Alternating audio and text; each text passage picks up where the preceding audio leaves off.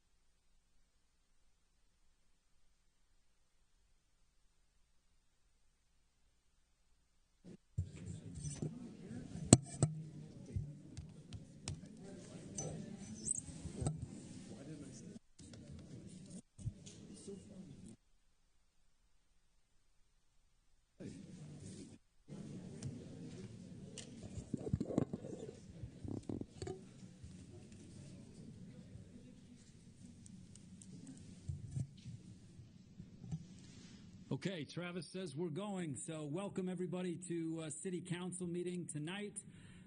It is, February 20th, 2024 in Spanish Fork. Thanks everyone for being here tonight. We got a room full of wrestlers. This is pretty cool. and a good agenda to get through tonight as well. So we'll start it like we always start it here in Spanish Fork with a prayer and a pledge. I don't know who's got the prayer. I have Councilwoman asked Beck. Angela Ingo to offer our opening prayer. She's a graduate from Spanish Fork University. So, Angela, if you want to just come up and do that for us, thank you.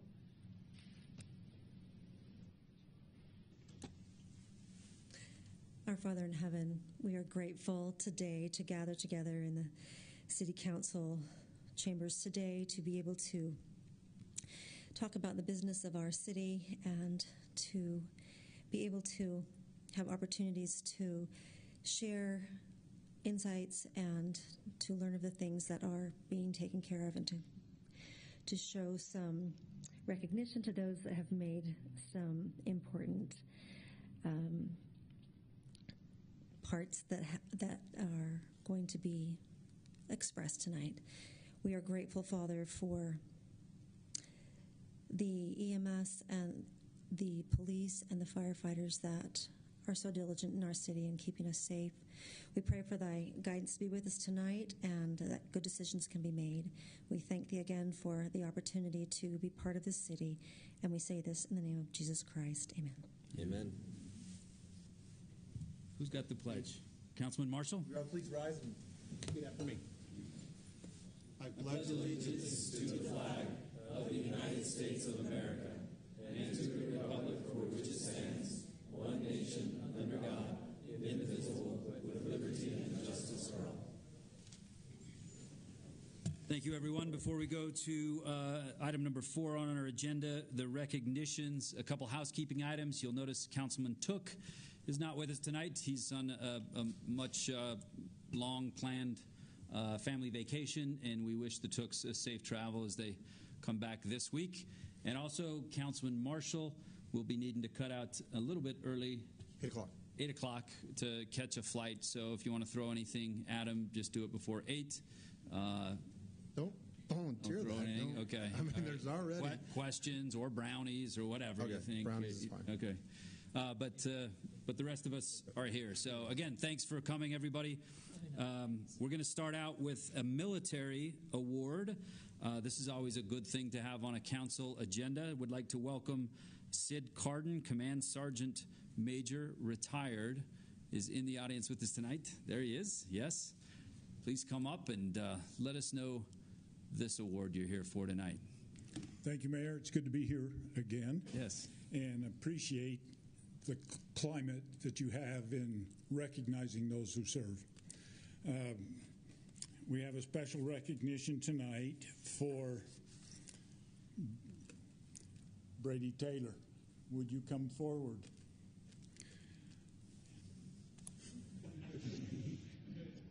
I think he's surprised at this. I represent the Office of the Secretary of Defense as a volunteer to provide recognition to supervisors and employers of members of the Cardon Reserve. Now, you have an employee that you had to let go for a while. Yeah. He was gone like 3 months. And if Chad Finlinson would come up now and explain what happened and why you got this recognition. Well, I don't know. I'm ready for this. Being an awesome boss. The city should know. Thank you so much. Well, that's good. This is from the Office of the Secretary of Defense, Employer Support of the Cardon Reserve. You got to put that on him. Oh, I didn't know that. Oh, yeah. He's got to wear it. Got to hit it on. Yeah. Recognizes Brady Taylor from Spanish Fork, CN, as a patriotic employer for your support of your employee so he could go attend his military training. Yes, sir. Now, by law, you have to do that. But the way you do it is what's important. And the support that you give him and his family as he's serving our country is really important for all of us. So we present that to you and thank you. Thank you so much. And We love this guy, too. and then we need a picture. Yes. There's our picture guy right here. Oh, there's the picture guy. On your camera too? Yes, please. Okay. Let's. You want to come right up here, Pete? Yeah, we'll do that too. Pete, come on. Go. Put you in the middle. I'm not dressed again. I get one with my camera. There we go.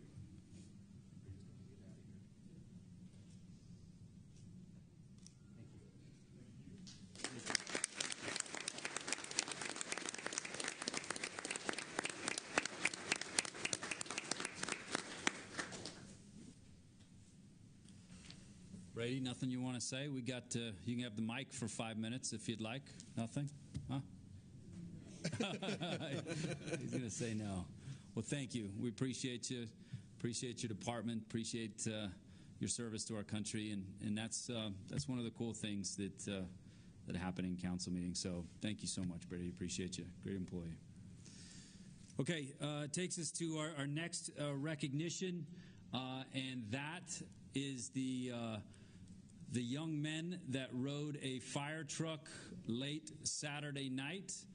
That was the culmination of months and months, but I would say years and years of hard work and dedication and blood. I saw the blood on Saturday. Some of you were bleeding on Saturday, and some of you made your opponents bleed. But sweat and maybe sometimes tears in the toughness of the sport that they participate in. But please join me in welcoming the newest state champions in Spanish Fork, the Spanish Fork High School Dons wrestling team.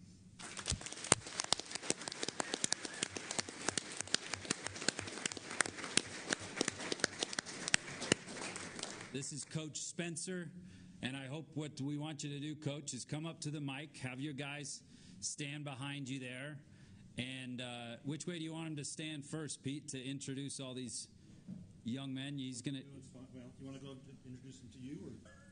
Yeah, that'd be great. Introduce them to us. We'll get the camera going this way. And Okay. What's that? You want me to introduce each guy? Yeah, Okay. yeah, that'd be great. All around you there, Coach. Yep. Everybody move it on in.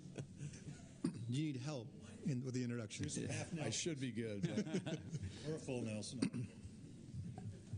Okay, first off, kind of like Mayor Mendenhall said, there's a lot of work that gets done here in the city behind doors nobody sees.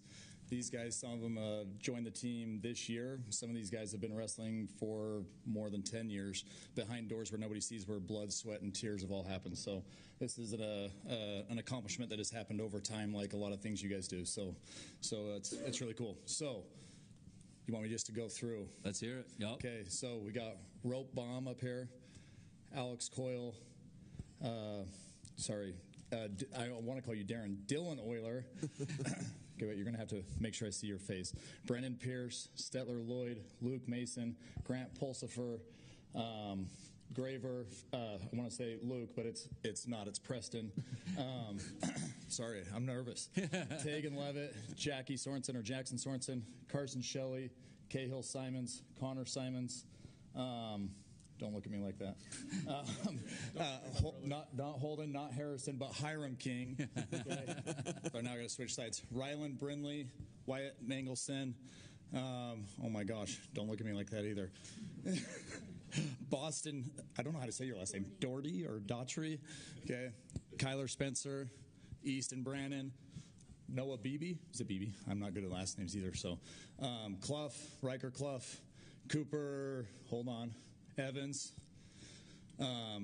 Albright, Xander Albright, Jaden Oyler, and Landon Brailsford. Good job, Landon. Okay. Let's give Coach Spencer a round of applause.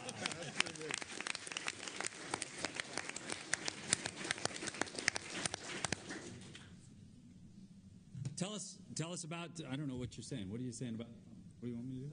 Okay. Okay. All right. I'll tell you a little bit about the state tournament. So it was a battle between us and a whole bunch of insects, the bees and the wasps from Box Elder and Wasatch. So we got our fly swatters out and did our business. But really, we set a Spanish Fork school record with 13 state placers. The most before that was 11. We had 3 state champs, 5 state finalists, and 13 state placers. We ended up winning the divisional tournament to qualify for state by over 200 and something points, almost doubling the second place team. We won the region title, winning 7 dual matches against the teams in our region, including the number 2 team. Well, at the time, Wasatch, who ended up taking 3rd, winning our last dual match 73-0 against Springville, who I think took 6th or 5th. 6th or 5th. So overall, just a really, really awesome season. Like every sports team, we had our injuries, we had our downfalls, we had everything you can think of, and really just we're able to rely on these guys and their hard work and their effort to be able to overcome all that to put together a special season. It was our destiny. In 1984, 40 years ago, they won their first state title. In 2004, which was 20 years later, they won their 3rd. And now 20 years later, so every 20 years, we're pretty much destined to win at least a couple. So it was our destiny, and we did fulfill that by getting it in 2024. So anything else you need to know about? I'm going to put somebody on the spot if that's all right. It's going to ask Junior, but Junior's not here, so we're going to go with Alex. Get up there, Alex. Best one you could have chose. Alex, you're a senior this year, right? Yes. And you're a state champion. Yes, sir. So tell me, what does that mean to you? It really means a lot. I've been wrestling since kindergarten, so just finally being able to kind of achieve that goal was huge. So it was fun to kind of do that and be able to help my team out and help with winning the state tournament as a team too. It's awesome. You guys were a lot of fun to watch this year, I'll tell you that. Hard workers. It's been a joy to watch you. I think, other than the state tournament, I think my highlight of the year was going up to Wasatch and watching you guys hand it to Wasatch in their home court, right? So that was awesome. So congratulations to each of you. Well earned. Now, every 20 years, you're a senior. How many of you are seniors? How many seniors we got? Geez, only 3. Okay. So how many juniors? We got some. How many sophomores? Dang. Any freshmen? You freshmen too? I don't think Coach, it doesn't look like it should take 20 years for the next one. You got a crop of wrestlers that have been to the dance and know what it feels like. So I echo what Councilman Oyler says. I know other council members probably want to say something too, but when I came Saturday and found a seat, the only seat I could find was at the top of the bleachers because I needed to find the red section, and then there was a couple I went in the wrong red section first, and I was like, no, this is not cheering for us. That's cheering for somebody else. But I found Councilman Oyler at the top, and man, the first match, I think it was Connor. It was Connor. Yeah. I think I was watching a Simon's kid wrestle, and something happened, and Councilman Oyler had to say, "Sit down, Mayor." I was yelling from the top bleachers like somebody could hear me, But my gosh, what exciting matches that you've had all season. We've been watching you all season, but over there, when the bright lights were on, you handled your business. You handled yourself well. You could tell you were well coached. A lot of emotions and the physical nature of your sport. Hey, it doesn't take much for somebody to lose their cool, and you guys kept your cool. The mayor didn't always keep his cool from the stands, but you guys did, and you should be proud of that. The way you handled yourself, and also the way that you performed your craft was something to watch. So you did your city proud, really proud, the whole season, but Saturday especially. So good work. Sure. Congratulations. I want to recognize one more individual, Carson Shelley. For those that don't know, is a 3-time state champion. Carson was state champ as a freshman. Took state as a freshman, a sophomore, and now this year as a junior. And we're going to be watching you next year. So work hard, get ready. Don't take the season off season, right? Work hard, and we'll be watching next year. But all of you, congratulations to everyone, because it's a team sport. It's not an individual sport. You guys brought home the team championship, and that's not easy to do. 20 years in the making. Carson, you live right over here by the sports park and the trail, right? Mm-hmm. So if we don't see you out running that trail and doing pull-ups on monkey bars every day, we're going to be wondering what's going on. Pressure on the young man. It looks like he can handle it. I think so. So there are 4 of you that were individual, 3 that were individual medalists, and Carson and Alex and Junior Wetzel's not here tonight. Okay. He said he'd be here soon, but okay. There he is. Did he make it? Making it good. There he is. Junior, we're going to put you on the spot right away. Oh. Welcome. Howdy. So Junior's another senior that took state today. We asked Alex to get up, and we're going to ask you to do the same. What does it mean to you as a senior to won state, not only as a team but individually? Individually, I mean, for me, I knew it like the whole season. I knew I was going to do it, but it feels really good to finally get it done, and I feel like I'm going to do great things now. Awesome. Yeah, congratulations. You guys have been fun to watch. Coach, anything you want to say to your guys on camera? There's millions of people watching, probably to the parents of these young men as well that have sacrificed some too, right? The biggest thing, I think, the whole year we talked about not peaking and waiting, and really the state tournament was our peak, but that's not the peak of where we go for those seniors. Your life continues on, right? Wrestling's over for some of you. Some of you might go on and wrestle in college, but continue to peak, continue to grow, continue to develop yourself just like you did in wrestling all season. Now it's time to turn that over into reality and keep developing, keep becoming better people, and that makes our community better. So, yeah. Coach, before we excuse you, sorry, Shane, one more thing. I think it'd be right if you also introduce your assistants, because I know that they've done a lot. I've had the opportunity to have 2 of my boys wrestle this year, and I'm going to put them on the spot a little bit, hopefully embarrass them. But Dylan's a senior, Jaden's a freshman. I know you've got different coaches for varsity and JV, and I as a parent have been extremely grateful to you as coaches for the work that you've put in, and seeing my boys and the change that they've had as they've participated in wrestling has been amazing as a parent, so thank you. Yeah.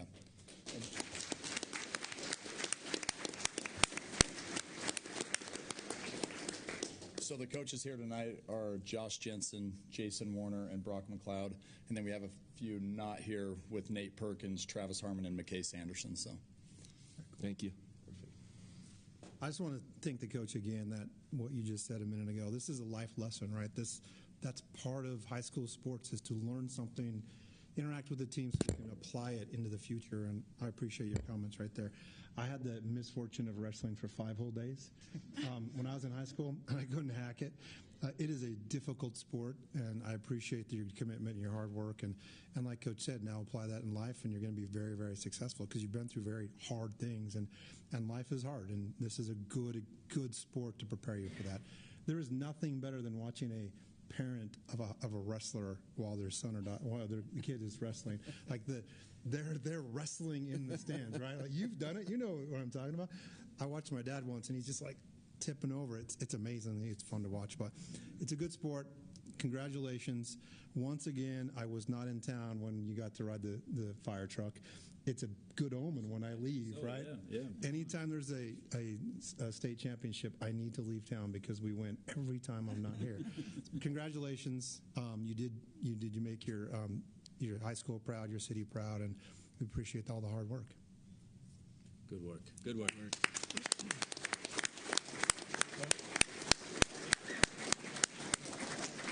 Everybody's going to come up here and take a picture. Stand up here, get a picture. We'll take a picture from this way, if that's all right.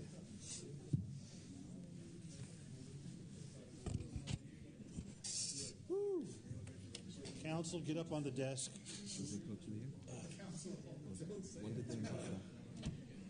You know, Brandon. We need to just push back as much as we can.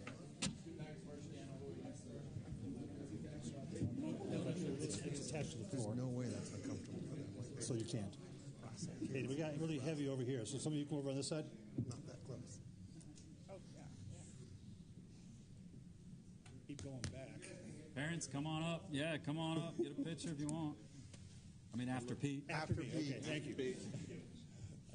I can't fit them in the picture, too. Smiling. Here we go. Great. Okay, it's all yours. Thank you, Pete. Okay, great.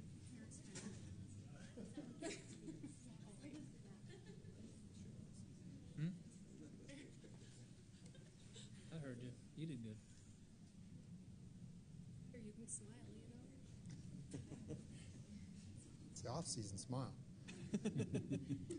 Smile at me. Good job, you guys.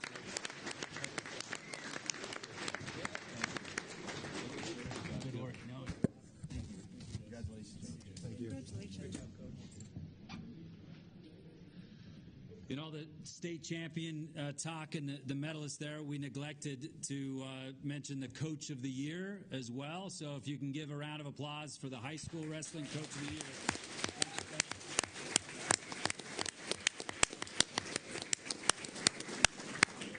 That was a great comment. Very good stuff. Can you imagine? You better thank your coach. He laid the groundwork of you guys not having to stay here for the rest of the meeting. Absolutely. Perfect. Awesome. As well, Cardon Jr. Yes. And do you think you've peaked yet? Oh, no. You got to sign that one, too. Junior, you just seem like a famous person. Thank you. Yeah, he just seems Fashionably important. late. Fashionably late. You act like you're in charge. Just kind of cool. I'll hurry and sign this. Got to get on my way. He showed that puddle who was boss. Yeah, I can see that. Thank you, man. Congratulations again. Congratulations. Good job, Junior. Thanks for coming. Thanks, Coach. Yep, we'll keep Probably. it. Thank Have you. a good night. Thank you. You can see it's a little bit of hedging bets and an investment when there's high school state champions or sometimes national champions that we have from Spanish Fork. We have them sign a picture, and these are hanging in the mayor's office. So if you ever make it to the mayor's office here in Spanish Fork, the wall is getting pretty covered. We go all the way up past the windows now and get into the ceiling. So we got a lot of cool youth in Spanish Fork that do a lot of awesome things, and this will be added to it as well. And the hedging the bet part is one of these guys are going to be really famous. It's going to be worth some money, right? And then we'll cash it. Yes. So, yeah. No. Thank you guys so much. Great work and good job, parents and coaches and kids. That's quite the accomplishment. So, and you didn't even cry. Did you cry at a match or just shed a tear up here? I got excited. I don't know that I cried, but I was very excited. Okay. It was fun to watch. All right. Very good. Okay, if there's nothing else, no other recognitions, if you can top those two recognitions, I don't know if you could, but very cool stuff for our council meeting. We'll move to public comments. This is the public comments section that anybody can address the mayor and council. That doesn't need to be an item on the agenda, but please come up, and Nick's got the timer ready to go. Please address the mayor and council if you have anything that's not on the agenda tonight. Yes, please. State your name so Tara can get it. All right. I'm Aliana Walters. Good evening. I definitely don't think I can top that, but I'll try. I have come up with a fundraiser to support the special education class at Spanish Fork High School. I'm trying to spread the word that education is for all. I have designed t-shirts that special education students have also helped to design. They helped design each one of these letters. That's why they're different, because it shows that no matter who you are or what challenges or struggles you face, you still deserve an education and to learn and grow. So I'm trying to maximize the proceeds and the t-shirt sales. And so if you guys know anyone that would be interested, feel free to reach out to Spanish Fork High School. There's also flyers throughout Main Street, and there's also a website. Also, if we get enough donations, I'll be able to take this to Washington, D.C. to Nationals for Educators Rising, and I will be able to spread the word there. So, thank you. What's your website? It's on the flyers, okay. So I will be posting it on Spanish Fork High School website. So.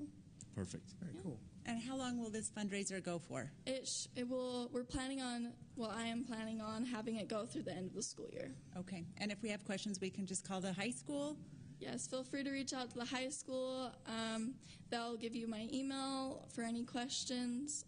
And there, you can also reach out to Miss Adams, the special education teacher at the high school. Awesome. Great. And then just to confirm, yes, any funds will go directly to the special education classroom. Yes, they will. So it'll help them get gear for the Special Olympics, and it'll also help them buy any things or funds that they need for their classroom for individual students. Okay. So, yeah. Thank you. Thank you. I think you did top it, by the way. Thank you so much. Amazing. Yeah. Great job. Thank you. Thank you. Yeah. Very good. Very, very good. Thank you for that.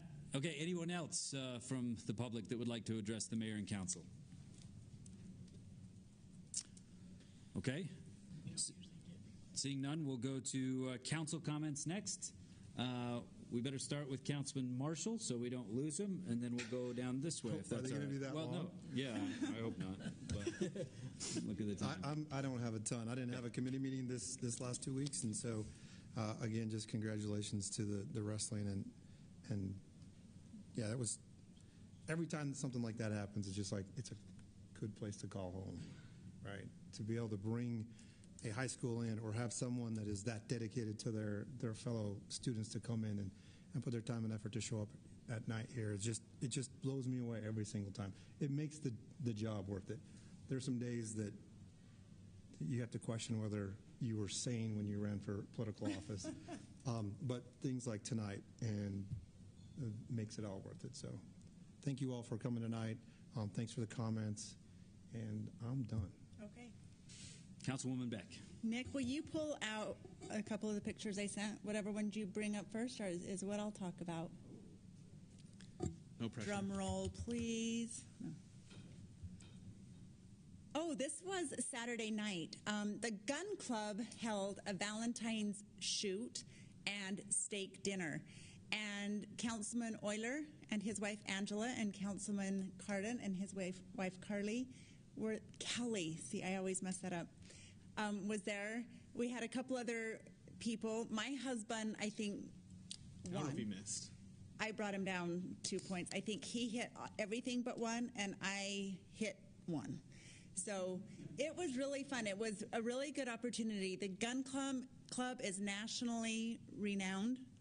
And Jenny there is just all about getting more people involved and educated. They had a beginner's class and then a competition.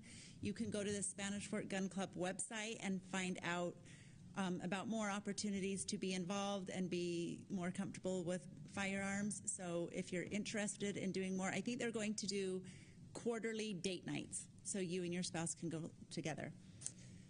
Okay, next, I wanted to share, this is an upcoming International Women's Day pajama party, and it will be at the library. Our library director shared this with me, and it'll be on Friday, March 8th from 6:30 to 8:30. And if you're interested, you can go onto the library's website to get more details there.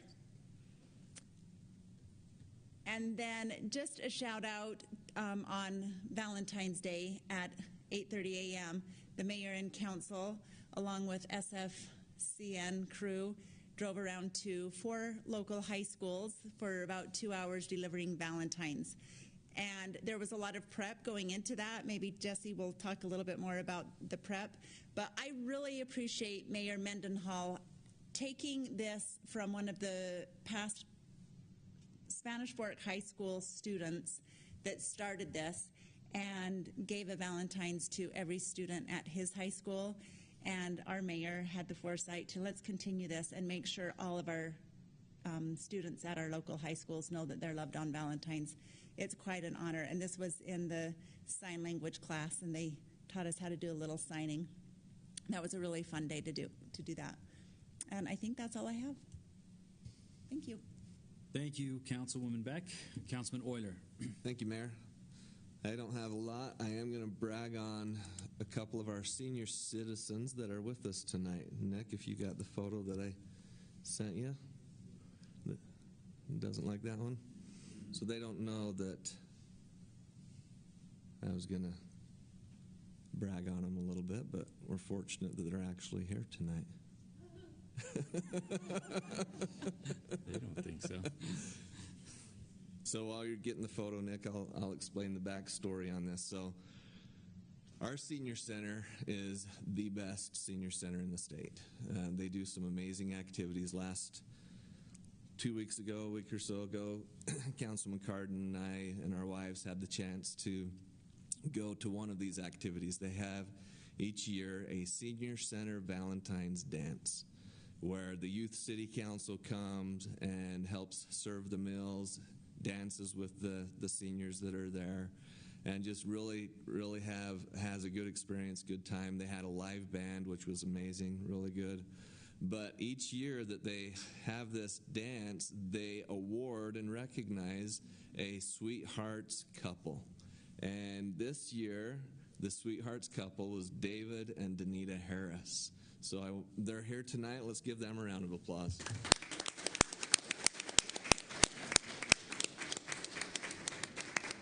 So the main thing that I wanted to share about this picture, if you look at this picture, David and Danita met at a Sweethearts dance at the Senior Center 7 years before they were recognized this year as the 7 years ago. So 14 years, and I wasn't going to get married again. And she met David, and you couldn't help it, right? So wanted to congratulate them and recognize them. What a sweet thing. They had all their family there that night that were able to brag on their parents a little bit, and it was really sweet, a wonderful night. So congratulations. Just goes to show, come to these dances. You never know who you're going to meet. That's all I had, Mayor. Thank you. Thank you, Councilman Oyler. And thanks for being here tonight. That's beautiful. Thank you. And yeah, is that a granddaughter? Oh, yes. Thank you. Very good. Councilman Cardon. Thank you, Mayor. Just a couple of things. So last week we had an Arts Council meeting. There's a lot of things in full swing. Nothing to really talk about, but they are. The Youth Arts Festival is ongoing. The planning for that, it'll be up at Maple Mountain High School this year, with Spanish Fork High School being moved and all those fun things that are happening there, along with the play that'll be going on for Fiesta Days. Just a lot of things happening there. The other meeting that I was able to go to was our Youth City Council, and as was mentioned, our Youth City Council is busy, and they are amazing. They were at the Senior Center on the 2nd, I believe it was the 2nd, maybe it was the 9th, whatever date it was, handing out food to those at the dinner dance, and then dancing, making it a party, and they had some fun moves, and they're a lively group. But before that, they were spending a lot of time preparing what was that, 3,000 Valentines? It's close to 30. What was it? 3,200? 40. 4,000? Yeah, over 4,000. 4,000 Valentines where we trusted them with X-Acto knives to make some cuts for some suckers and then to tape them and put them together. And they did it really fast. Way faster than we thought, right, Pete? And it took 2 different days, but they made it happen. They did it with a smile and made games out of it, made competitions, and it was awesome. What a cool group that we have. While we're on Youth City Council, sign-ups for next year's Youth City Council is now open. So if you have kids that are in 9th to 12th grade or will be in 9th to 12th grade this next school year, have them sign up. Just go to the city's website. The form is on there. There's a lot of service opportunities, and it's been awesome to serve with these kids who take both service and learning about their city government really seriously. So that's been awesome. And then one last thing, and then I'll give some time to the city or the chamber because Landon's not here to do that tonight. Is this Saturday we have our last Bills and Bagels of the session of the legislative session. Legislation session is only until March 1st. So we're almost to the finish line. I know Seth is counting down the days. He spent a lot of time up there. But if there are bills or things that you're concerned about, please reach out to our representatives. Reach out to any of the representatives and let them know your feelings on different bills and different things that are happening. They do affect us. They do play into how we have to proceed. So please make sure you're paying attention to those. Kathleen, I'll turn some time over to you. Jesse, you took one of the things off my list that I was going to announce. If you are in the chamber, I spent a couple of days up on Capitol Hill myself earlier this month learning about the bills that affect local business in Spanish Fork and Salem. I did send out an email, some of you may have got it, that had the updates on those, kind of a very, very condensed, but that should help for Bills and Bagels to have everyone be a little bit prepared for that. So just a few exciting things to announce. Our business of the month for February is Rasmussen Jewelers. We're going to be celebrating them on February 29th at noon. Tomorrow, we actually have 2 ribbon cuttings. IHC Intermountain Hospital is opening their new ICU, so we'll be cutting a ribbon for them tomorrow at noon. And then at 12:30, I'm going to pop over to Cadence Chiropractic. They're cutting their ribbon at 12:30, so they're finally opened, which is really exciting. You talked about Bills and Bagels, which, again, that's February 24th at 7:15 in the boardroom at Nebo School District. Breakfast is provided by Revere Health, and it's really good. It's time to mark the calendars for the Easter egg hunt. That's March 30th at 9 o'clock at the Spanish Fork Sports Park. More details on that are on the Spanish Fork Chamber social medias and our website, but we're gearing up for that. It's going to be a good one this year, as it always is. And then last, 2 more things. Our Chamber magazine is underway, so keep an eye out for those to be hitting the mailboxes in early March. And then the Arts Council, we're partnering with them to do their tiny art show. So I know Angela had talked about that at one of the last council meetings, but we're going to be doing that kickoff event with a business crawl. So the tiny art's going to be displayed in several local businesses. The kickoff is March 4th from 5 to 7 p.m., and art will be displayed in Rasmussen Jewelers, Lance Wilson State Farm, the Mint Facial Bar, Zion's Bank, Postnet, and Poppy's Books and Gifts. So you can crawl in, see all the different art at all those different local businesses, and have some fun on March 4th that evening. Thanks so much for the time, you guys. Thanks, Kathleen. Thank you, Kathleen. That's all I have, Mayor. Thank you, Councilman Cardon. Appreciate that. Appreciate the chamber being busy for our businesses. Appreciate that. Okay, my comments, I'll be quick. If you can just bring up the State of the City address, I'll just read that through that again. Nick, if that's, no, Seth, okay. Thank you, everybody that was here for the State of the City address, the first State of the City address in Spanish Fork. What's that? They said it was broken. You couldn't pull it up. Oh, okay. Broken. Rude. Yeah. I hope it adds something from a tradition standpoint, that it's a good thing for citizens or those wanting to know about a summary of how the last year's gone in a city and what we're looking forward to. So thank you, everyone, for being here. Big thanks to Pete and Travis of SFCN for making all this come together and work. Thankful to our PIO Nick for coordinating it and getting it all together from a speech scenario, and City Manager Seth Perrins and every department head that you get to stand up when you're elected the mayor of a city and give a speech of all the things that are accomplished. And in all reality, it's just because people accomplished those things and put it together. And so I know I share the council has the same kind of feeling as I do, that we're lucky to be elected people in the city that we are, because we do get to say some great things about things that have happened and things that will happen in this city. And it's a credit to those professionals that lead the city. So thank you collectively from myself and from the council as well. Really quick, we've got some video production that SFCN put together for us that's already been mentioned, but the Valentine's tradition that has come up because of a student a few years ago at Spanish Fork High School, and now it's broadened out to every high school in the city. So our Valentine's Day starts with, and our spouses just kind of know it now, that it starts with going to the high schools in the morning and dropping these off. Again, this isn't possible without a generous donation from a local resident and a business owner that does provide funds every year to kick this off. And so it's really neat that he asks me about it every single year and says, we're doing that again. And I think, as long as you're giving the money, we're doing that again. And so we go ahead and there's some smiles in every single high school. So we started at Spanish Fork High, which we're going to show you today. But after that, we went to Maple Mountain. We went to Landmark High School. We went to ALA as well. Ended up at Maple Mountain. Do you want to show this or the video first, Pete?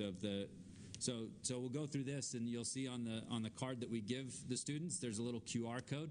And when they hit that with their phone, there's a message that pops up from the council.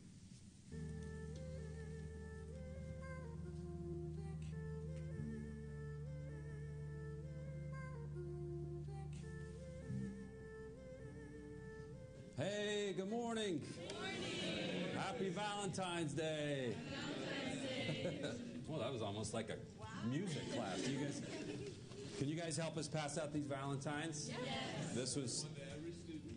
This was started by your school.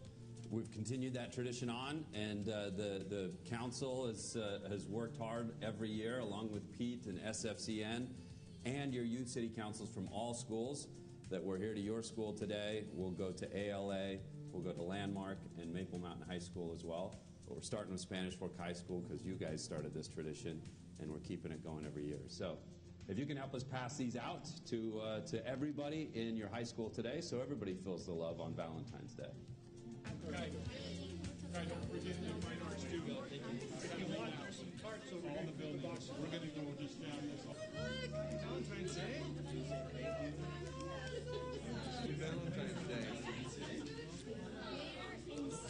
Happy Valentine's Day. Hey!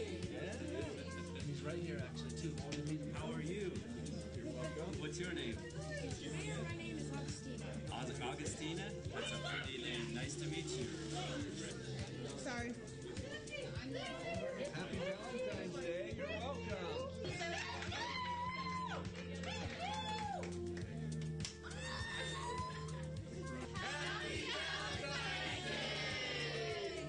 Good job, Alex. Are you on Valentine's? Oh, look at your cute Valentine's note. Oh, it's from the mayor. Did she just put it back? Yeah. Thank you, Mayor. What do you guys say? Oh, thanks.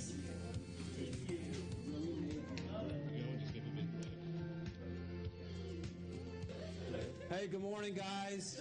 How you doing? Happy Valentine's Day. Is everybody? Sorry to interrupt your class.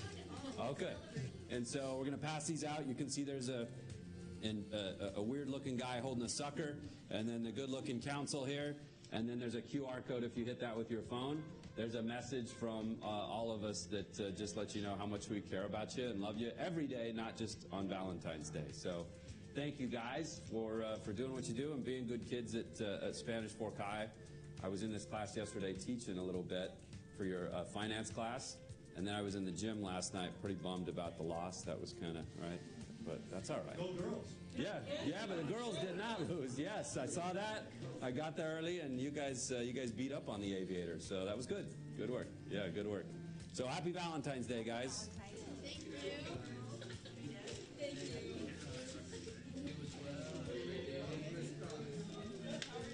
Fantastic. Yes, thank you. Happy Valentine's Day. What class is this? Child law.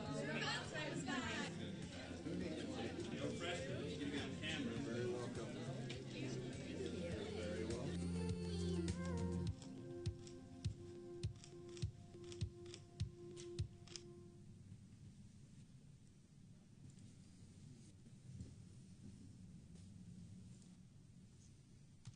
Now here's the message. It's Valentine's Day, but it's not just a day about love. It's also about friendship and inclusion.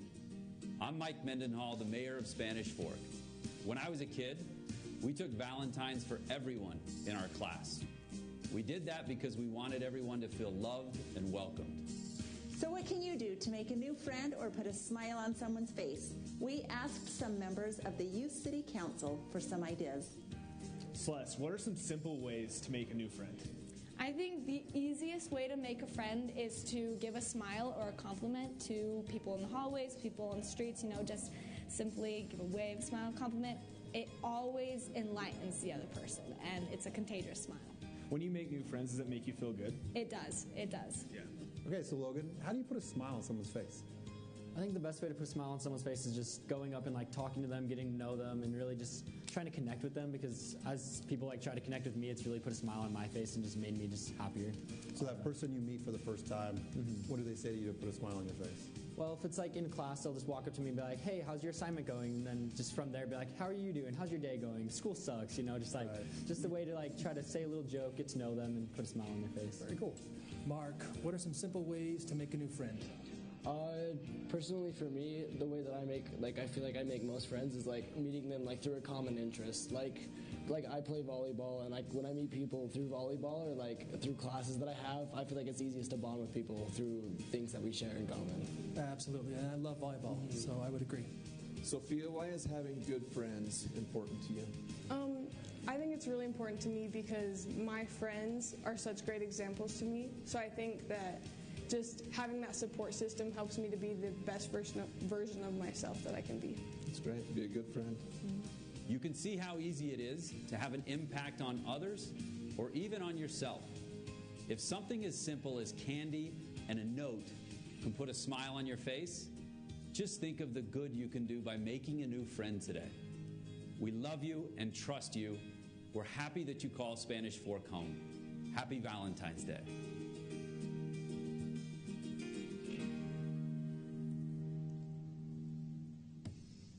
Thank you, Pete. Thank you, Travis. Thanks for putting that all together and documenting that fun thing for us to do. But we hope that we carried on a little bit of a tradition of a kid named Sterling that did it years ago at Spanish Fork High and made everyone feel the love. And we're trying to keep that going as long as we can here in Spanish Fork. So thank you, council members, too, for doing it. I know it makes a difference for all of us. So appreciate it. Thank you. Okay, if there's nothing else from council comments, that'll take us to Spanish Fork 101. On the agenda tonight is March 5th, Super Tuesday for Utah voters, which is also a city council meeting night, and Tara Silver is here to help us navigate through all of it. Yeah, I'm just here to say this is the best way to get involved on the local level. So we have March 5th, which is Super Tuesday. So this is how you go to what we would call a caucus. And so as soon as he can pull up this slide, we'll get to the rest. But Thinking about it. It's thinking about it. So first of all, March 5th has multiple things that are happening.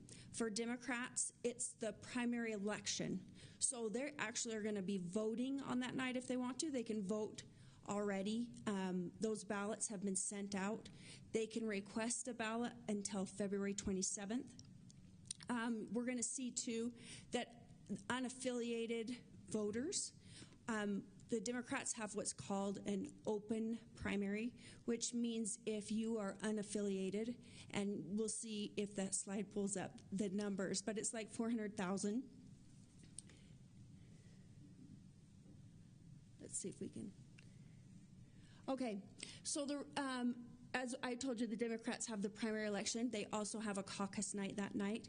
And then the Republicans they decided to not do a primary election. They're having a preference poll and also a caucus night. So that's why they call it Super Tuesday. It's where you go and meet with your neighbors, the people that you live by, and I'll tell you a little bit more about that.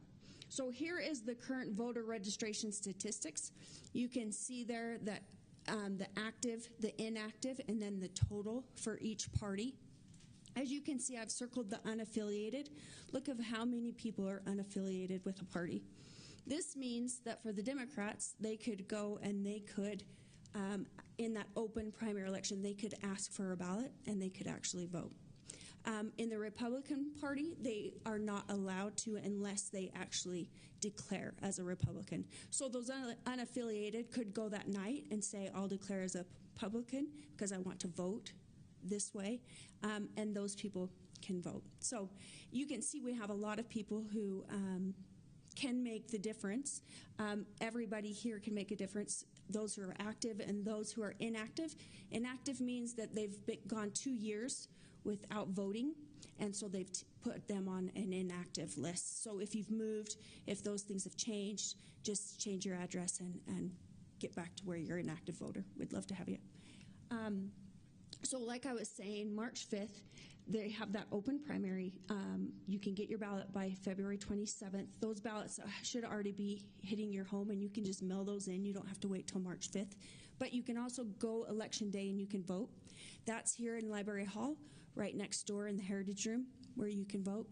I just wanted to let you know 15%, if any candidate gets 15%, then they get a delegate. And depending on how many votes they get or how many people vote for them, if they get that 15%, then they get the number of delegates per vote. So that's an important number. And then also, if any candidate gets 50%, they automatically get all the delegates. So that's going to make sense here in a minute. Republicans have that preference poll. That's where it's a closed primary. So you have to be declared Republican or you have to declare that night. And then they have absentee voting.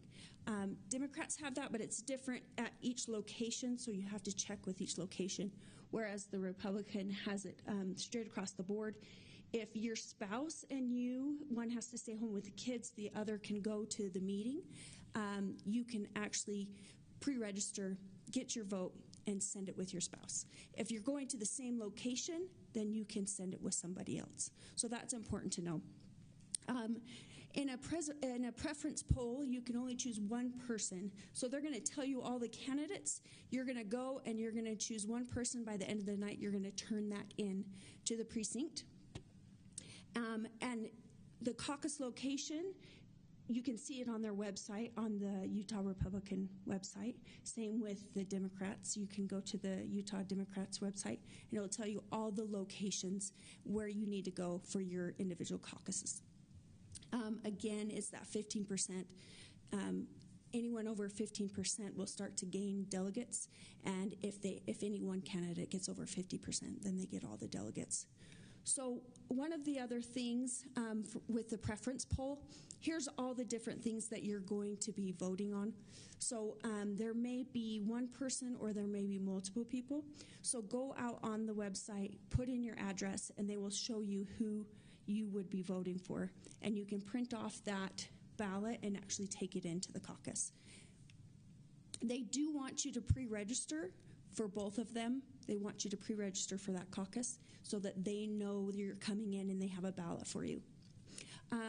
the other thing that happens at a caucus is they'll elect precinct officers and a delegate. So here you can kind of see the different responsibilities that each of those have. This is why I said this is a great way to get involved on a local level. These are your neighbors, these are the people around you, and you would represent them, and you would help, especially as a delegate, you would go to the state party convention, you would take all those delegates with you and try to get support and things for those things, even initiatives that maybe you may have or your neighborhood may have. So just again, go to the Utah Republican Party website, go to the Democratic Party website, pre-register. It will tell you all about the locations. It will tell you all about the caucus and what's going to happen. And then I just wanted to let you know, because it's the Republicans are doing a preference poll, they actually are going to take those votes there at the precinct. The county's going to check them, then they're going to end up at the state, and the state will send them to the party. So that's how it's going to work. And then the Democrats will just have like a normal election because they're just having a primary election. Are there any questions?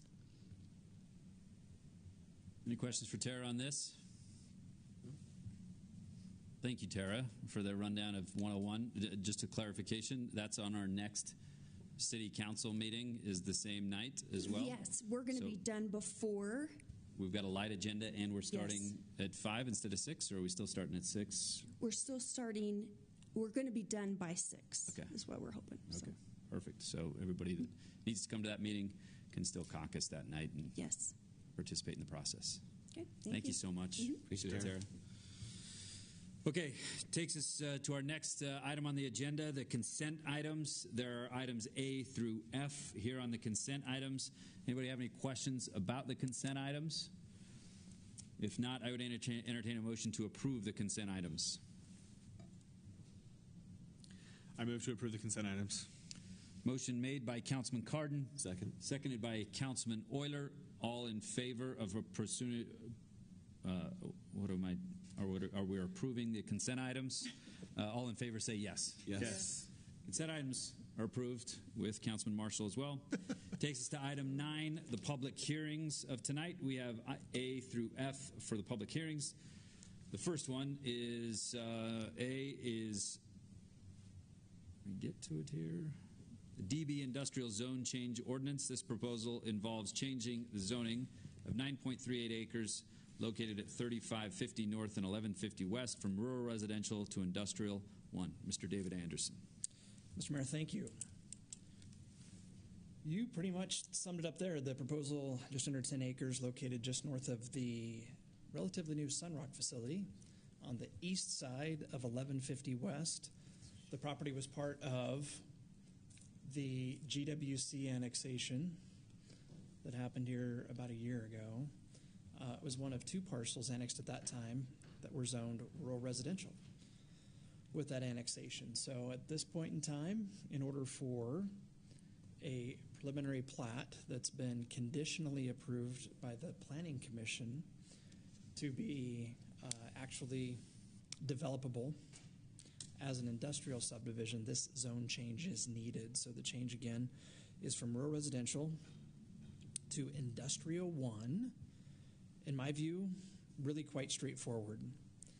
The majority of the surrounding properties have already been zoned industrial 1. The property adjacent to this property to the south has been developed industrially. Properties to the west of this are being developed industrially, and there is an applicant that is very eager to proceed with the subdivision so the property can be used in a manner that's consistent with the industrial 1 zone. Both the Development Review Committee and Planning Commission have reviewed this and have recommended that it be approved. Thank you, Dave. Any questions for Dave before we go into public hearing? No. Okay. Thank you, Dave. I'd entertain a motion to go into public hearing for item A. I move we go into public hearing for item A. Motion made by Councilwoman Beck. Seconded by Councilman Oyler. All in favor say yes. Yes. We're in public hearing for item A. Anybody from the public or the applicant that would like to speak to this item? Okay, Seeing none, I'd entertain a motion to go out of public hearing. So moved. Motion made by Councilman Cardon. Second. Seconded by Councilman Oyler to go out of public hearing. All in favor say yes. Yes. We're out of public hearing for item A. Discussion back up here. Any question from the memo that is provided on this piece? Makes sense with everything that's around it. Mm-hmm. Yeah, thanks again. As you read through these memos, DRC and Planning Commission that's seen this before, and we've seen applications for things all around this area, and we appreciate the detail in those proposals. And it's public documents. If anybody out there wants to read it, you can find these memos on the agenda as well. If there's no questions for staff on this one, I'd entertain a motion on item A.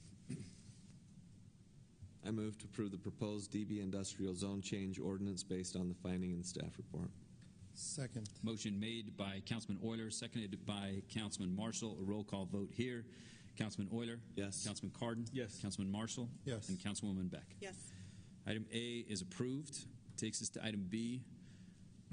Property located northwest corner of the intersection of Woodland Hills Drive and Main Street. David, you can tell us the rest. Thank you. Subject property here, just over 3 acres, about 3.5 acres actually. I could joke about how excited I got a few months ago when somebody in my office called about McDonald's building a second store here in town. It didn't take long to put the pieces together. We've known Mike McDonald for many years. And indeed, not McDonald's, but an applicant named McDonald. So the proposal here simply at this time is to change the zoning, as the mayor said, of 3 or so acres on the northwest corner of Woodland Hills Drive and Main Street to Commercial 2. I understand that there is a potential user for a portion of that 3-acre site, and that use would require the Commercial 2 zone. So this is a necessary step in order to allow for progress to happen with that application. There is a subdivision that is needed before any development work could occur there, before even a site plan could be approved. All very basic, simple things that common steps in the development process. The proposed zoning is consistent with the general plan. It's consistent with things that have been discussed in the past, and both the Development Review Committee and Planning Commission have recommended that it be approved. Well, I'm a little surprised this is not McDonald's, because since I've opened this 4 days ago, I'm thinking McDonald's is going on the corner. And I wondered, why are they going so close to Salem? When this is released, it's going to be all over social media how close they are. It's a much So I'm better happy to location know. than Salem. Much better location. Well, that's funny. When you see McDonald zone change come across, right. You think I was we're right there going to with get you. some good hot fudge sundaes out of it, but we're not. They're still right down the road. Yeah, they are. Thank you, Dave. Go ahead. Dave, when we were annexing this piece down here, there was talk about this being C2 at that point, right? Yep. What was the reason we didn't make it C2 at that point? You remember? I think just a general reluctance to zone property in advance of having a bona fide, clear, detailed development application Makes in sense. front of us. That was really it. And, you know, to that extent, not a lot has changed. And I could let Mr. McDonald speak to exactly where they're at in terms of, you know, marketing the site and that sort of a thing. I do think today the property is, in a lot of ways, much more prepared for development. I think we're getting closer to the time when the market's gonna make sense for this site to develop. The downside of zoning the property before you have some idea of what's gonna happen is simply that a property owner with the zoning in place can by right do whatever that zone allows. I think we're largely insulated with the Commercial 2 zone. There aren't a lot of things that are permitted in that zone that personally I would be worried about seeing here. Probably would feel very differently if we were talking about a residential development proposal before we have everything buttoned up pretty tight. But that's a little bit of to that extent, if the zone change happens here, the application permit, the plan plat doesn't come back here. It goes up to the Planning Commission. Exactly. They would approve the preliminary plat and every other, and that even would be an administrative approval. Site plans would be approved by staff administratively. Yeah, so this would be the last time the council would see anything related to this site. Okay, any more questions for Dave before public comment? Thank you, Dave. I'd entertain a motion to go into public hearing. So moved. Second. Motion made by Councilwoman Beck, seconded by Councilman Cardon to go into public hearing for item B. All in favor say yes. Yes. We're in public hearing for item B. Anybody from the public that would like to speak to this item? Seeing none, I'd entertain a motion to go out of public hearing. So moved. Motion made by Councilman Oyler. Second. Seconded by Councilwoman Beck. All in favor say yes. Yes. Yes. Okay, discussion back up here for this piece of property. Any questions, comments? Another one that makes sense. Go ahead. Sorry. That's all I was going to say. It's a little concerning to be this far in advance of the zone change because this is the last time we get to see it. But that said, public seems to be okay. I think Dave's right that the uses allowed in the C2 are pretty well defined. Nothing crazy in there, nothing that we would get too excited about. But that's what this does, right? We say yes and let the process drive, and that's sort of the job, right? Is to set the boundaries and then let the property owner take advantage of that. So seeing no public comments, I'm more comfortable than I was right before the public comment period. Well, I think if you look at the adjacent property, right, the C2 across it, it's maybe a completely different picture. Yeah, and that's, I think that with the regulations that have come down, with what comes to us and what doesn't, right, it does change the game a little bit. Yeah, I think it's just more to be thinking about it a little bit further in advance. Yeah, right? for sure. We don't get another bite. But legislative, we wouldn't have got another bite anyway. Exactly. Good point about the property owner. I neglected, if the property owner is here, applicant that would like to speak to this, please feel free. We're out of public hearing, but you're more than welcome to. Okay, thank you. Good. Woodland Hills Drive, it's going to be it's a busy road now, but it's going to be busier if the development in Salem that everybody's looking at happens. And so I think people will need a place to stop for extra whatever is going to go here. Hot fudge sundaes. Yeah, Stacy is pretty quiet. Yeah, she's lobbying. I don't care what brand. For McDonald's to be down the road. Well, I'll go ahead and move to approve it if there's no more discussion. Okay. I'll move to approve the proposed McDonald zone change ordinance based on the finding in the staff report. Motion made by Councilwoman Beck, seconded by Councilman Marshall. A roll call vote here. Councilwoman Beck? Yes. Councilman Oyler? Yes. Councilman Cardon? Yes. And Councilman Marshall? Yes. Okay. Item B is approved for the McDonald zone change ordinance. Takes us to item C, ordinance for the moderate income housing element of the general plan. Again, thank you, Mr. Mayor. I feel like we talk about this a lot, and we have over the last several years in particular. Just about every year, we've had a new discussion about adopting a different version of this. And just to maybe talk a little bit about why we do that. First of all, there is a shortage of housing on the Wasatch Front. There's a shortage of housing in Utah and in the western United States, and largely in the United States as a whole. The shortage of housing in Utah, I'm stating the obvious here, right? Because there is such a deficiency, the need for housing that you just say is more affordable is as great as it's ever been. It's a problem that's been recognized by leadership in the state for quite a while now. And I think Spanish Fork has always been a good actor in that realm. I don't hear a lot of people, residents of the community, necessarily say that they feel like there's not enough affordable housing being approved in the community, not enough townhomes being built, and that sort of a thing. And even with those sentiments that I know exist, I think the city has a plan that the city is stuck to, and that the city's doing its part to help alleviate the real quality of life issues that exist when people can't find housing that they can afford, or otherwise have housing that maybe they can't afford, so they're house poor, rent poor, however you want to put it. So in my view, there absolutely is a moral aspect of this, and I think Spanish Fork has done a better job from that perspective than, frankly, most of our neighbors have done.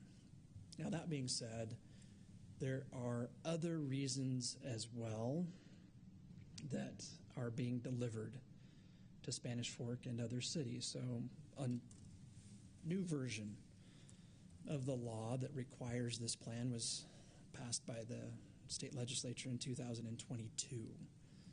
So we had kind of 2022 and 2023 to adjust to that.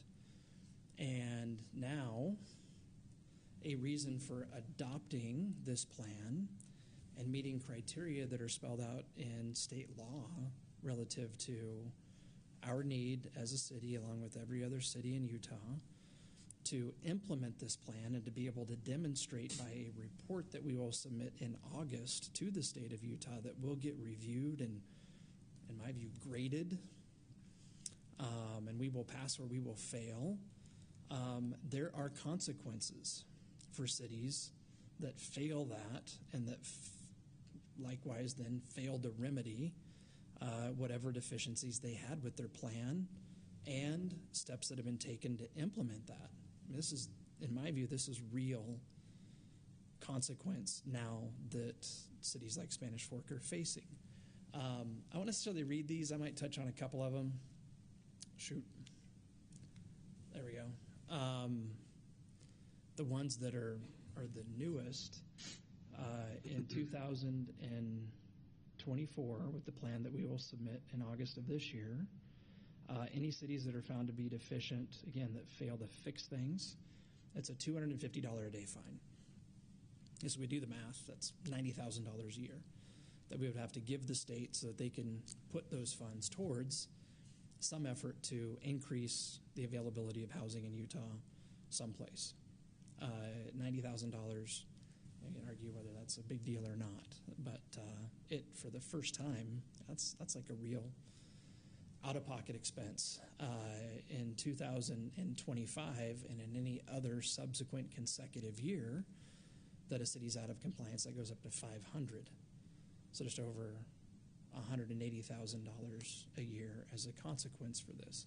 Probably much more significant of a consequence from a financial perspective are opportunities that cities would forego to get other funding, like what I'm showing on the screen there right now, if they're not compliant with the state criteria.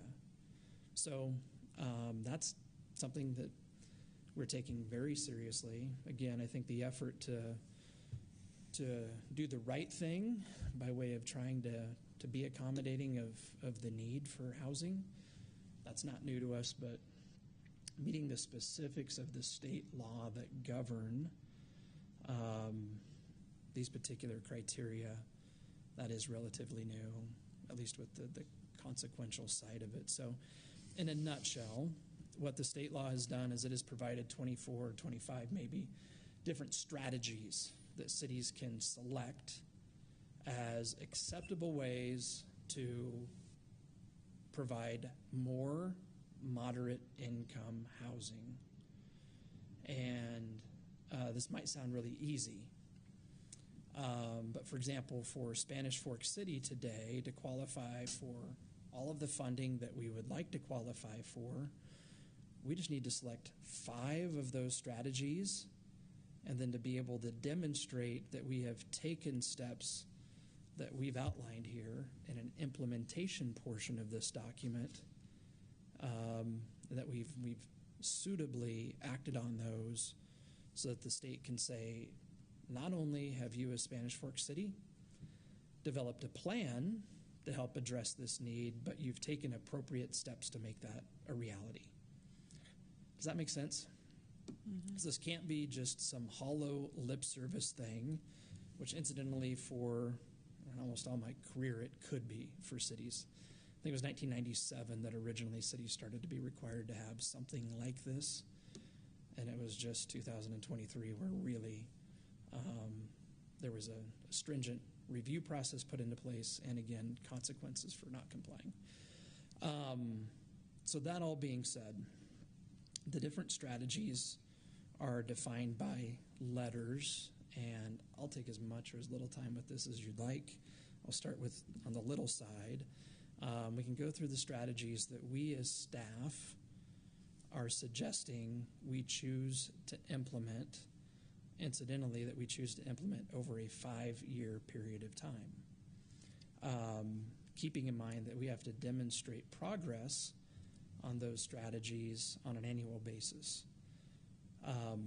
To some degree, to try to not cut it close, we are recommending that 10 of the 24 available strategies be selected, therefore greenlighting us to include our implementation actions relative to those 10 strategies in a report that we have to submit in about 6 months in an effort to get a letter from the state that says we're compliant. So Dave, can I ask a question real quick? So 10 versus 5, it would seem like one of the justifications for recommending 10 would be that if you couldn't comply, if you couldn't show action toward one of them, you would still have 9 more that you could show. So sort of a buffer there. Yeah. Some of these are difficult to show progress towards, especially in a 5-month time or a 5-year time period. It also doesn't. Those strategies don't say what good looks like necessarily. It doesn't say at the end of some period it'll look like this. So it's pretty subjective. So I think it does make sense to have some buffer in there that if someone disagreed with strategy number 1, that you weren't compliant with it, okay, that's fine. We have 9 others. Is that the sort of the philosophy behind 10? I couldn't have said it better. You probably could have. I just rambled for a minute. You were spot on with that, and as a case in point, I don't want to spend a lot of time talking about this, but with our 2023 report that we submitted, I think we submitted with 9 strategies. We didn't get credit for half of those. So we've been through it once, and incidentally, that was very different from the experience that we had in 2022, where I think we got credit for 7, which also, you said uncertainty, that's a real part of the realm that us and other cities are working in right now. It's new enough. There's been some turnover in recent years with the folks at the state that review these.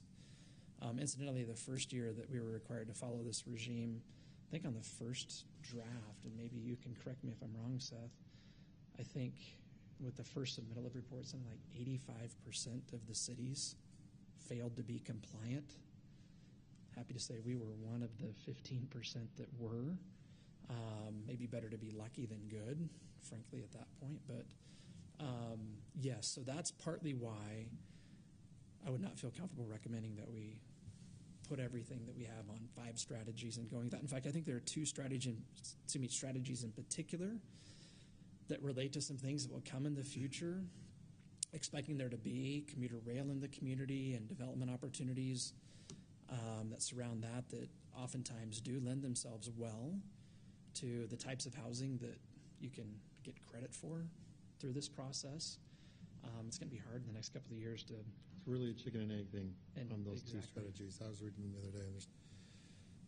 Without a commitment for a station, there's no way we would be comfortable with that level of density or whatever that density might be.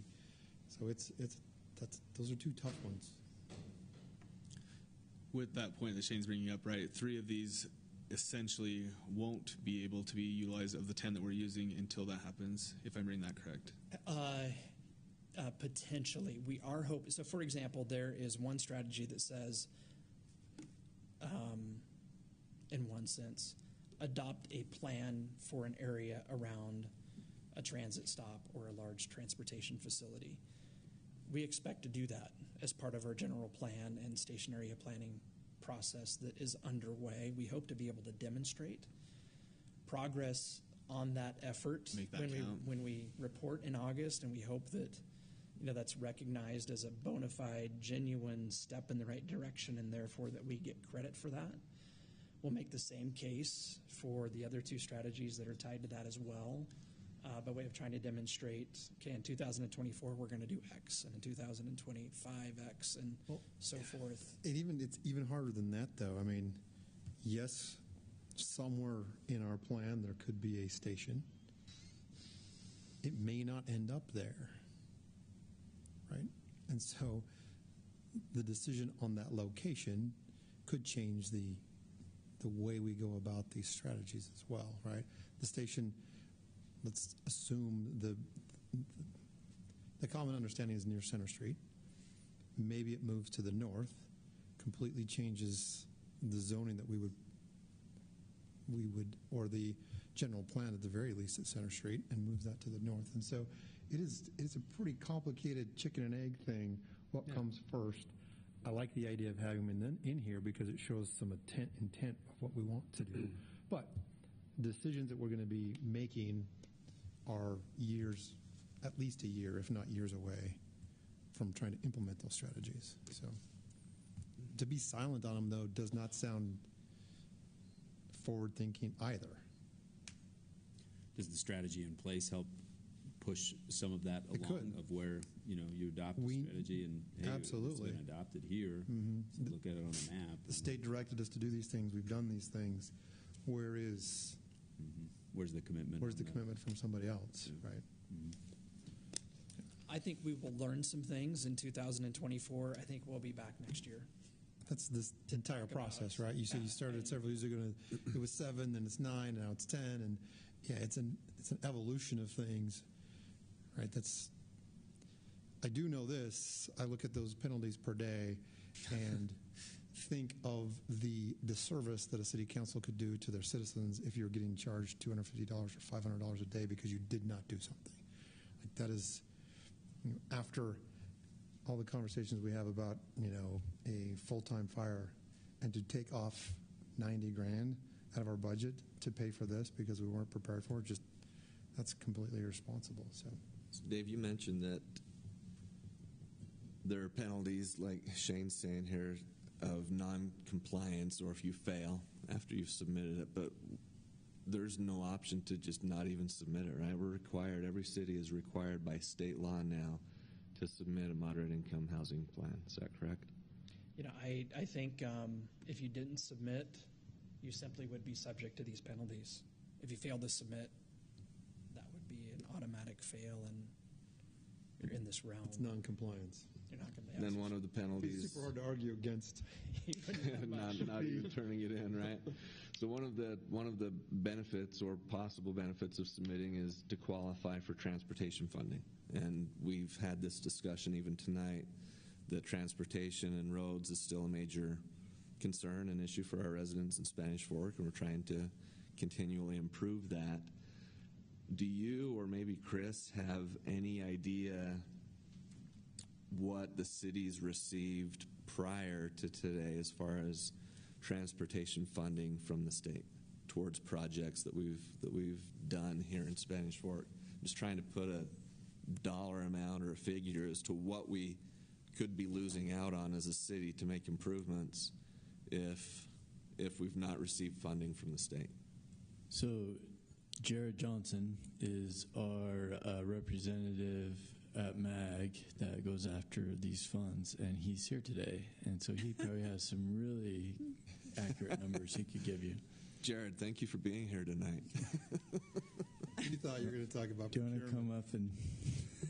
And we don't need like a specific dollar amount, but I'm curious, are we talking thousands? Are we talking hundreds of thousands? Are we talking millions of dollars that we've benefited or received from the state to go towards infrastructure projects in our city?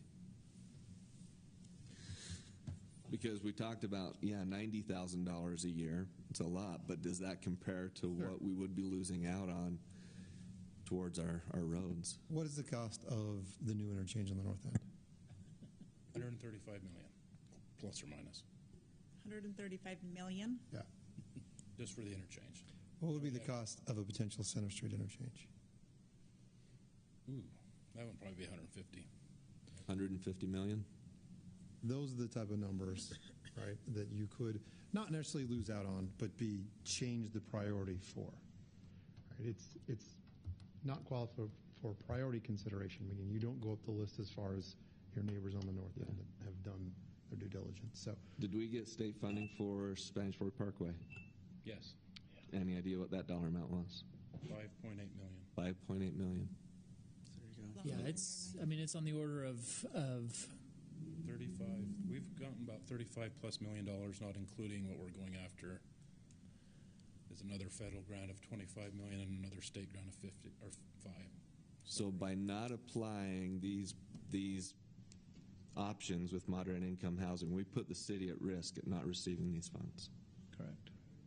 Yes. And then, as it has been said, the opposite will be subject to fines. So, So we you won't lose be the out, positive plus column, you we'll have be to the pay. negative. Yeah. I think just to kind of continue that line of thought, missing out on the funds is one thing. What is the number one or two thing that we hear when you run for this office? Traffic. Growth, number one. Growth, water, traffic. You don't solve some of the major traffic problems. The new interchange on the north end is going to help us solve a major traffic problem on 6. Right? You don't get that funded, you don't get to solve that problem. 6 being widened. But then you get people that will say, well, it's a chicken and an egg as well. 100%. By allowing more moderate income housing, you're bringing more people into the city, which then causes more traffic problems, right? Again, we don't have a choice, right? I mean, this is a law. We can thumb our nose at the state, I guess, but that's not, number one, who we are and how we are as a community, and Thank that's you, not Jared. how any of us should be. So I think to talk about not doing it, I know this is kind of a hypothetical conversation, but if anybody were to suggest that we not do it, it's just not how we are. Mm-hmm. We are a law-abiding community. We are people that follow the law.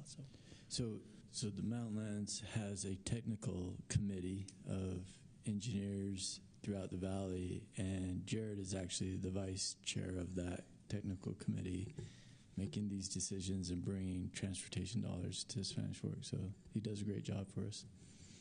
One quick question, or maybe two, Dave, on specific items that are in the plan.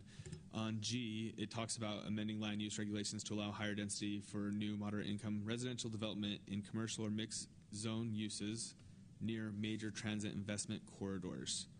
Would that be considered like the new interchange that Shane is mentioning, or both of those, or the transit station, or Highway 6 is currently going to be expanded? Is that what it's talking about? I think it's more what you mentioned first. Okay. It's, the anticipation that we should at least be planning for a Center Street interchange, commuter rail stop, a whole lot of vacant land elsewhere along I-15 in the community that's situated in locations where oftentimes you would see housing densities. In particular, density is one of the things that oftentimes is a gauge of affordability. A few locations where some of the characteristics exist that would lend themselves to this, which I believe will come through as part of our general plan update, really. So our anticipation for this year and reporting on G, it's going to tie a lot to work that's been done on the general plan and station area planning projects. And then on letter H, it talks about parking requirements. Is that in that same vein of those same type of areas? Not necessarily, but probably, okay, in my opinion. Parking requirements being one of the main things that we hear in our office as being connected to the cost of housing. I don't totally buy that, in all honesty, which incidentally, when it comes to H, we have not selected that as a strategy. So that is not one of the ones that we've selected. We've added some commentary because we do think it's something that's going to be discussed. Right. So potentially in future years, that might be a strategy that we think we can prove some progress on. And then one last question that I have written down is, and I think Shane talked about it a little bit in some of the discussion we've had, covered it, but I just want to make sure to be sure. This is not necessarily binding decision making of every piece of parcel that come to us and they're saying, hey, your moderate income housing plan says this, so you must do this. This is more of just a guidance of what we're trying to do in certain locations where it makes sense, or maybe where it's prescribed, and we're using it to moving forward. It's not binding us to these per se. I really appreciate you pointing that out. This is advisory completely, so this would not be compelling in terms of you as the legislative body being required to do something because this plan says you must. But that being said, if we, for example, do bring a zone change application to you that we think could lead to additional moderate income housing being built in the community and therefore being consistent with what I think is strategy A, we might mention that, like in this forum, because that would be part of the report that we submit to the state. We would give, this is a little bit more of how the sausage gets made. We take the ordinance that is the mechanism to make that zone change happen that you approve, and that becomes part of our submittal to the state as evidence that we've acted on strategy A to upzone property for housing. We probably will be bringing resolutions to you on different strategies and things that we've done or things that we want somehow memorialized and acknowledged as something that we can use as evidence of action that's been taken and so forth. So perfect, thank you. But it doesn't dictate that action. These strategies don't dictate that action. In that very specific instance, on that very specific piece of property, we can say, nope, we're not going to take these strategies into consideration. We're going to do the normal land use regulations, right? Exactly. But in as much as you do act to change zoning, then that becomes box checked. Sure, 100%. Evidence and credit. So I appreciate that question, Jesse. I think it can easily be read as, now that you have this, thou shalt do X, Y, and Z. That's not the intent. Well, that's in public record. That was a good question. I will mark that. Can you flag that? Thanks, Tara. Before I entertain a motion to go into public hearing for item C here, I would encourage, this is something for, I think, good reading for residents. You can find this on the agenda tonight. You can find it on the city's website. And like Dave said, this is a working document, so it does change every year because the legislature is in session every year, and so it changes. And Seth can attest to this, Councilwoman Beck as well. The League of Cities and Towns is always one to say every year we're trying to play some defense, and the state puts either a carrot or a stick out in front of cities and says, if you do this, this is what you can get, because here's the help in our statewide problems. And if you don't do it, here's the stick to hit you with. This is the latest legislation is both. Here's how you can be eligible for state funds, like Councilman Oyler mentioned.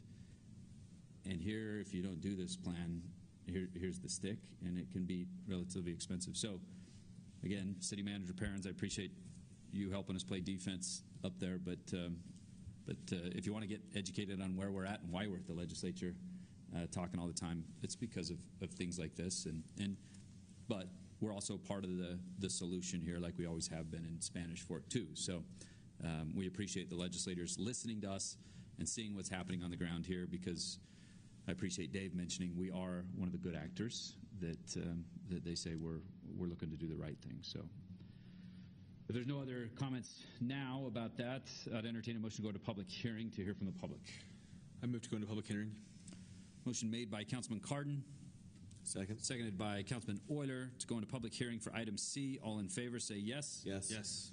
We're in public hearing for item C. If anybody would like to speak to the ordinance for the moderate income housing element of the general plan. Name, rank, and serial number for Tara. Yeah. Kevin Pritchett, rank bottom of the barrel, I think. This just talks with what we're trying to do. I didn't even come for this to begin with. It's part of the annexation that I was here for, but like Shane said, I've been talking to the legislature about the North Interchange, $150 million for that. Talking to Stuart Adams about what we were trying to do. We've come to you guys many times about doing this low-income, high-density housing there. We keep getting rebuttals back against it, not wanting to do it. Say, oh, we need to do a new general plan after we already spent the money previously, showing that that area should be high density with the access in and off. And that's why they're putting the exit there, is to alleviate the congestion, plus be able to have high density housing without any more congestion.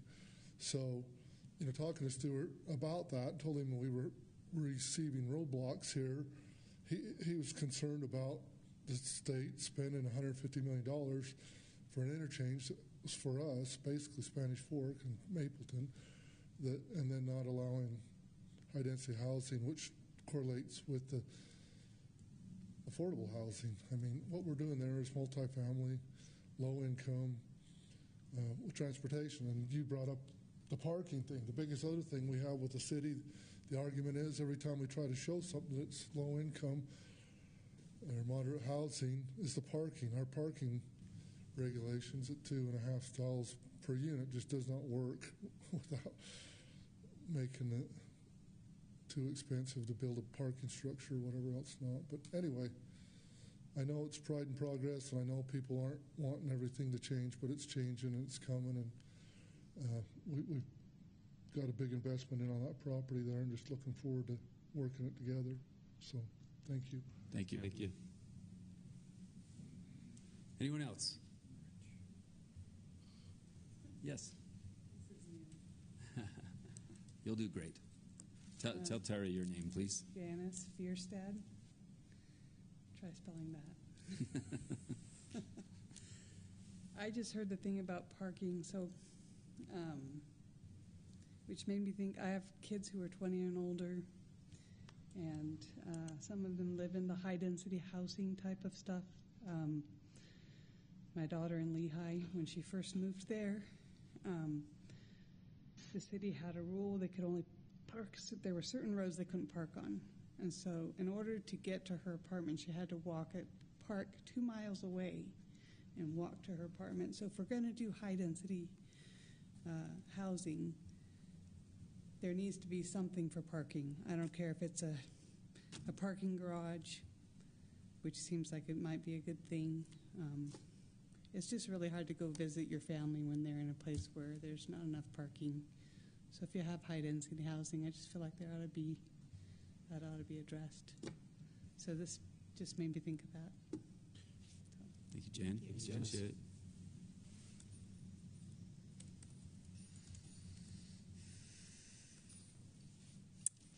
Hi, my name is Jackie Larson.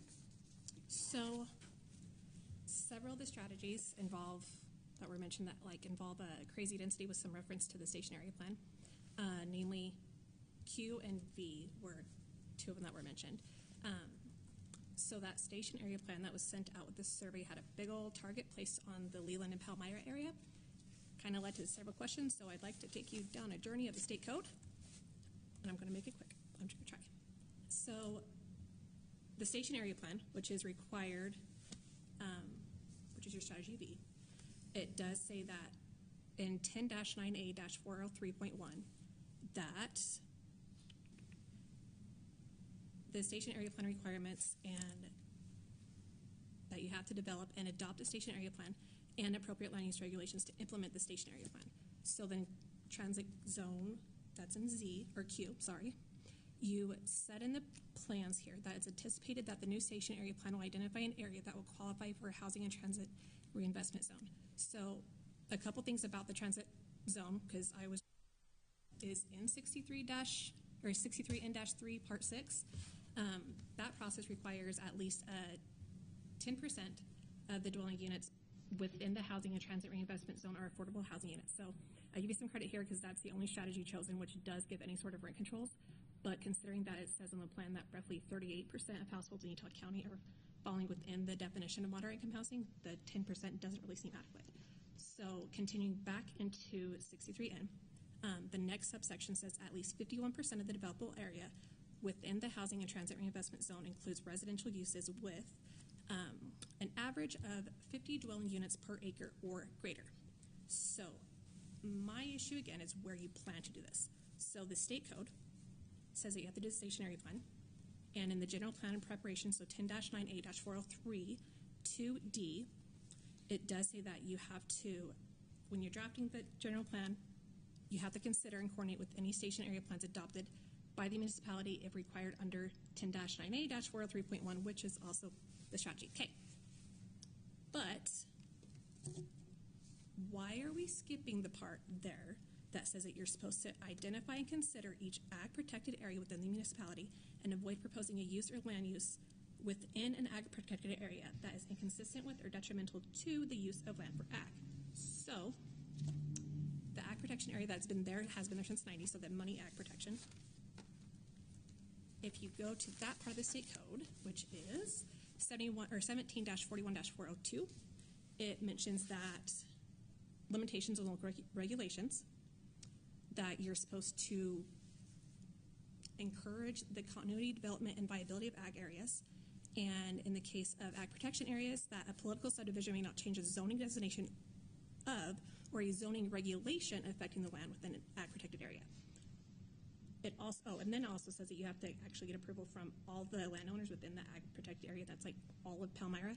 So then it also says you can't, a city, county, city, or town may not initiate proceedings to amending the city council's land use ordinances as that subsection 10-9A-509, which is just that the applicant's entitlement to land use application approval, which is tied back to the stationary plan. So I'll skip on past that. So the 10-9A-403.1, where you're required to the stationary plan. If you keep reading, it says that the requirements of the subsection 2A shall be considered satisfied unless you have determined that conditions exist that make satisfying a portion of that subsection not or impractical. Now, sorry, you asked for this. Okay, so back to the ag protected area. It does say that the policy of state agencies in 17-41-404 that you can't enact rules that would impose unreasonable restrictions on farm structures or farm practices within the ag protected area. And then in 17-41-406 that there are restrictions on state developments, and specifically talks about a state agency and political subdivision that designates or proposes to designate a transportation corridor that you need to be considering the ag in the area. So, to sum everything up, the high density in the next to farming is no way practical and absolutely interfere with the existing land uses, and an average of 50 units per acre is in no way compatible. So, two things. The rhetoric pushing for high density relies heavily on the narrative about housing costs, but there's little of rent controls. You have nothing of substantial support that crazy density is going to create affordable housing. And like Dave said, that this element has been around since about 97. So, and I guess on the other side of the fence, that it's unreasonable to expect that any company is ever going to lower their rents because it goes against the entire structure of capitalism. And when units are built for the sole purpose of maximizing profit to shareholders, developers have minimal motivation to mitigate the impacts of rising housing costs and displacement. So, all together. Now, I'm not fully against high density everywhere, but you can build in places where you can't farm. So, it's the location that this is planned with that I have an issue with. So, strategy A, the implementing of the zone type by, it says, City Council approval of a specific zone change request for projects that will provide more income housing when the proposal is consistent with the land use element of the general plan and when adequate services are there. So I guess what you're saying and what is written there kind of is sending two different messages, but the surrounding land use should dictate and even restrict how property can be used and or operated. So property rights are the very foundation of our Constitution, but they are self-limiting and subjected to the constraint that you should use your property so as not to harm others and their property. So property rights have a direct impact on ag and food security. The compatibility of the suggested land use plan is detrimental, and by planning to implement this density where you have it targeted at, you take away all confidence that they can continue their ag operations and will not become surrounded by conflicting development. So land use is a producer's livelihood, and therefore their rights surrounding that property are essential to the use and economic value of it. So without recognizing the property rights, either through title or lease, the farmers and ranchers will have little ability to control the use of said resource. That's all I have. But if you guys do want to look at the codes, Vaughn, mostly. Ms. Larson, while you're up, can I ask you a question so that I don't have to bring you back up later? Did I hear you right that you said all of Palmyra is in an ag protected area? All of it. A lot of it's been like chipped away as like the VERC situations up there. There's been parts that are taken You're out. saying the rest outside of VERC, the rest of Palmyra is ag protected? I believe so. So when there's the money ag protection, I think he was with the governor, or when he was the governor. Okay. Well, we will definitely look into that for sure. Thank you. Thank you. Okay, thanks. Thanks. Anybody else from the public for item C on the agenda? Okay, if not, I entertain a motion to go out of public hearing for item C. So moved. Motion made by Councilwoman Beck. Second. Seconded by Councilman Oyler. All in favor say yes. Yes. Thank you. Discussion back up here. Any questions for Dave or city staff on the moderate income housing plan of the general use, or excuse me, of the general plan?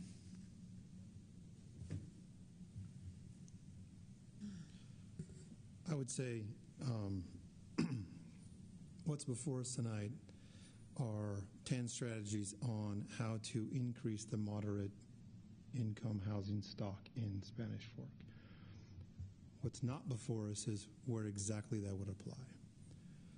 There's no question that we are going through a station area plan, and Ms. Larson is correct. When you take that survey, when we asked the residents to take a survey, we did put a circle around a very specific location. That decision has not been finalized yet of whether or not it's going to be there. That is a conversation for another day, I think. Where this applies, this strategy would apply, will be very individualized as we move forward.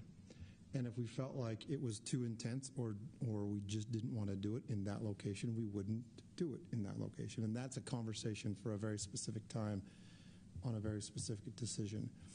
I think what's hard tonight is the generalization of what this is doing, right? It's hard to articulate what we're trying to accomplish with it, number one, and I think it's really hard for the citizens to understand without, I mean, it's hard for us, and we're into this, pretty deep, but it is not a land use decision that we're making. It's a strategy that would lend itself to potentially better land use decisions that we will then make, that we will talk about at a future date. So back to your point, Jesse, this doesn't bind us to anything in the future.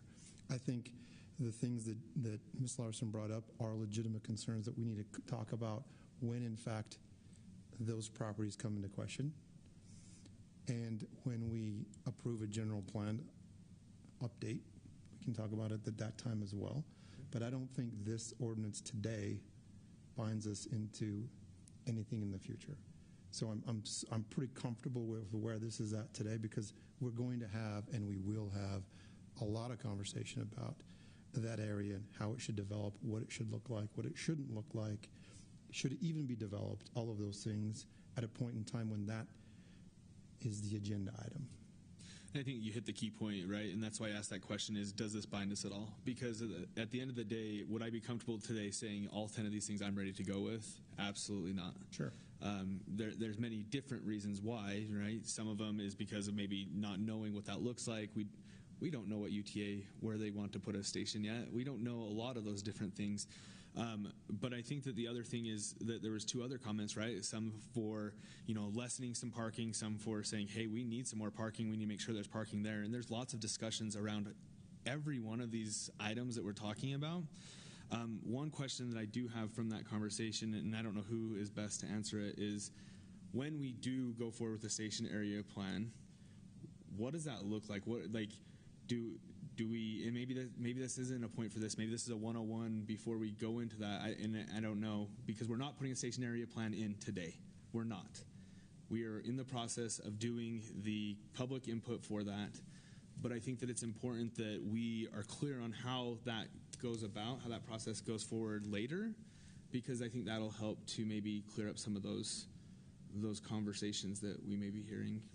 Because Shane, you hit it on the nail on the head. I think there's still a lot of questions, and the point of this ordinance isn't necessarily to put these into concrete, but is to say these are the strategies that we're trying to work with, that we're trying to implement in different ways.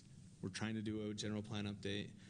We're trying to include a stationary plan. We are including a stationary plan with that, and hopefully they'll accept that. And if not, we have some other things that we are working on, such as rezoning and some different things like that. I think you nailed it. I think two good examples of a use of these strategies, could be at Center Street, but maybe we're not ready to even have that conversation yet. We don't know enough there. But maybe on the north end where Mr. Pritchett is looking to develop, maybe we want to use some of these strategies there. Maybe that is the appropriate place. So I think the appropriate use of these strategies will be talked about very specifically in a very specific location, and we can have a very detailed conversation around it at that point. It's too hard to generalize the what-ifs tonight. Yeah. It's a big city. If Dave would have said, well, if we approve this and it's fully binding and you must comply, I would share your concerns and I would not be comfortable with it. But because it doesn't, we get to have that conversation at a time when we can really dive into the specifics of it. Agreed. I gave a 28-minute speech earlier tonight about how unique Spanish Fork is in a lot of ways, which we are. We're not unique in the way of development or along the Wasatch Front, specifically along the freeway that used to be only farm fields and little country roads. But I spoke to a gentleman over the weekend that said, do you remember before the freeway went from, Provo and went past down all the way to Payson? And I thought, well, I don't think I do. But I might have been 3 or 4 when that actually happened. But before that, you had to go through all the towns and through Springville and Spanish Fork and Salem and go over. And then Shane's dang company comes along and builds us a 6-lane freeway to get us from A to B. But we're unique in a lot of ways. We're not unique in the way of property that people own, that do something with it, and then come to a public meeting like you see on the agenda tonight. We've already discussed a couple. We're going to discuss a couple more, and they're asking to do something different. Those people have property rights. It's the legislative job of elected bodies to plan for those. And those can change. Those can change because the people that own the properties want to change and want to do something different. If they want to do the same thing, there are protections in place for them to be able to do that as well. And I think we try to strike a good balance. I think this plan, again, I'd encourage the residents to read this plan. I think it tries to strike that balance, but it's a moving document, like Dave's already mentioned. Something that I would certainly encourage us to adopt because it's part of our general plan. It's part of the state of Utah law to us, but it's also good, effective planning for the future of what could happen in places. That's my take. If anybody else has anything else they'd like to add, please feel free, or questions for staff. And if not, I'd entertain a motion.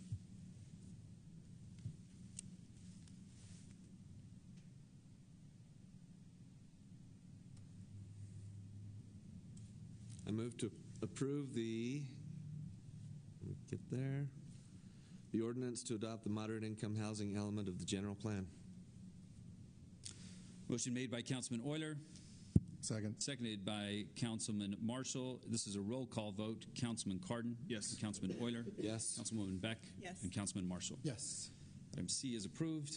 Thank you for the input from the public on that item. It takes us to item D, the public hearing regarding the application to the State of Utah Water Quality Board for the purchase of approximately $4.5 million for Spanish Fork non-voter sewer revenue bonds to be paid back with an interest rate of 1.12% over a period of approximately 20 years. Mr. Chris. Thompson. So, building a new wastewater treatment plant really wasn't an option for the city. With regulations, we had to do this. And we feel like we are building an incredible plant that will future-proof us for any future regulations that are coming, and it'll serve the city very well, and it's a good plant.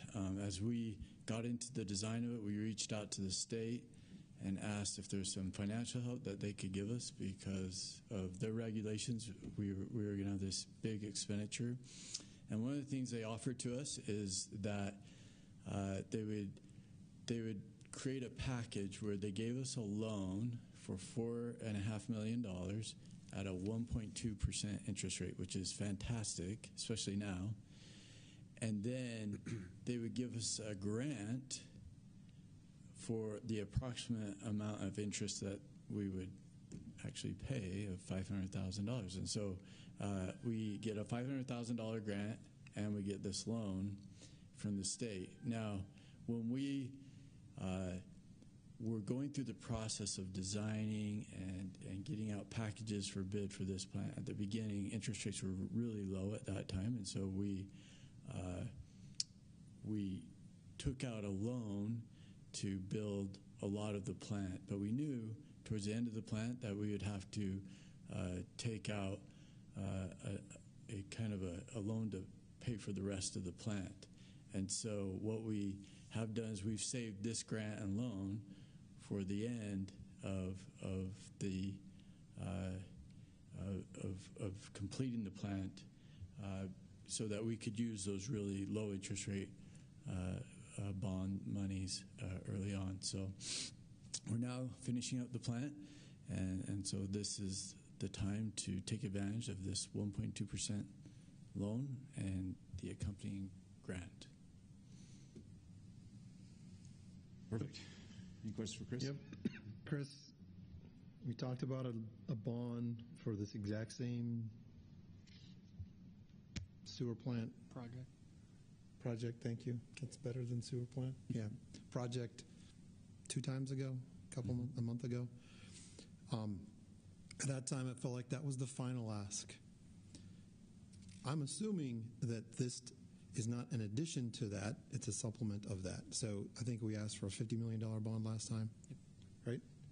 Right. So is this another $4.5 million? It's inside of that. It's inside of the 50 million, yeah. So it's not $55 million. It's still 50. We're just going to get a better rate on 4.5 of it. Correct. So it's 43-ish. 43-ish. I think 43 million will be the competitive sale, which we assume will be somewhere in a 3.5 to 4% interest rate, and then this 4.5 million will be this 1 point whatever. So okay. It'll be under the 50, but yeah, this is inside. This is encompassed inside of the parameters resolution of the 50 million. Even though it's the state giving us this loan, they work through the same. And they process. wanted this to be the last one. They didn't want to do this bond before we did the other ones. They wanted to be the last element of our financing package. And all we're doing tonight is having a public hearing on this. Correct. Yeah. Yeah. This one required special notice. In fact, we had to put this one in the newsletter, which I don't think I've ever done one in the newsletter in terms of noticing. So this one required special noticing for that. So. I like that you're clarifying, though, Shane, so residents know this is not an additional $4.5 million. This is inside of what we've already approved. Just Correct. A different mechanism. Your project didn't go up $4.5 million. No, since a month ago. The funding for this was approved. I remember I was in some meetings in Dallas, which would have been late November, early December 2021. That's when we received the okay about this, or at least that's when we presented to the Water Quality Board, because I had left the meetings I was in Dallas for and went back to my hotel room for that meeting, and that was 2021. So Councilmember Gordon was on the Water Quality Board for the governor, appointed by the governor at that time, and he tried to call really giddy and take credit for this. We're not going to give him complete credit. I think he had to abstain from the vote on this one. I don't think he voted. Oh, did he? Yeah. Good. Okay. Yeah, but he's been great to help us kind of know what to do and how to. It's just all in the messaging, right? It's all in the presentation of it. It feels like you're back tonight asking for another 4.5. Yeah, nope. But that is not what we're asking for. We're actually lowering the first request and supplementing it. It's the total. It's all the same. Total, but a portion of it's a lower interest rate. Yeah. That's how we're getting it. And bonds require a two-step process for us. And the first one is some kind of a parameters resolution that sets the outline of this is what you're doing and the scope, scale and scope to the max. And then I don't know if it will always, but it seems like it will always then also require a public hearing. And so that two-step process is first, this is what we're going to do, then, and it's usually about at least a 30-day period later, you'll have a public hearing. And so that's what we're doing here is satisfying that public hearing requirement. So it's just step next from that. So the other $43 million higher interest rate still paid over 20 years. This $4.5 million lower interest rate paid over 20 years. Just two different payments. Yep. Right. Yeah.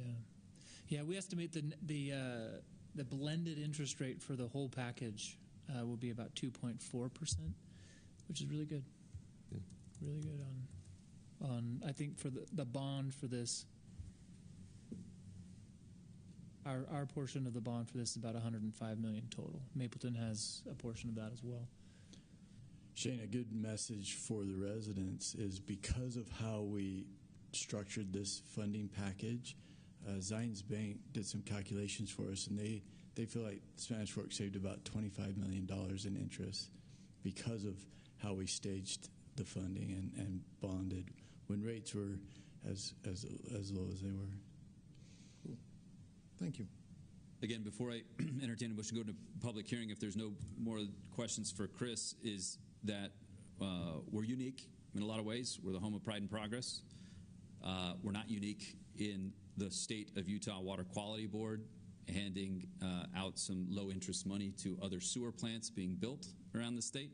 This is happening in a lot of cities simply because the regulations put upon us of what could come out the other end of, maybe I could find a better word for that, of your wastewater facility could have X amount in it, and now it's changed to it's got to have Y in it. And those sewer plants, not just ours, but almost every city in the state or organization that has a treatment facility had to come up to those standards and had to either rebuild or find a new spot to build their new one. So we're unique.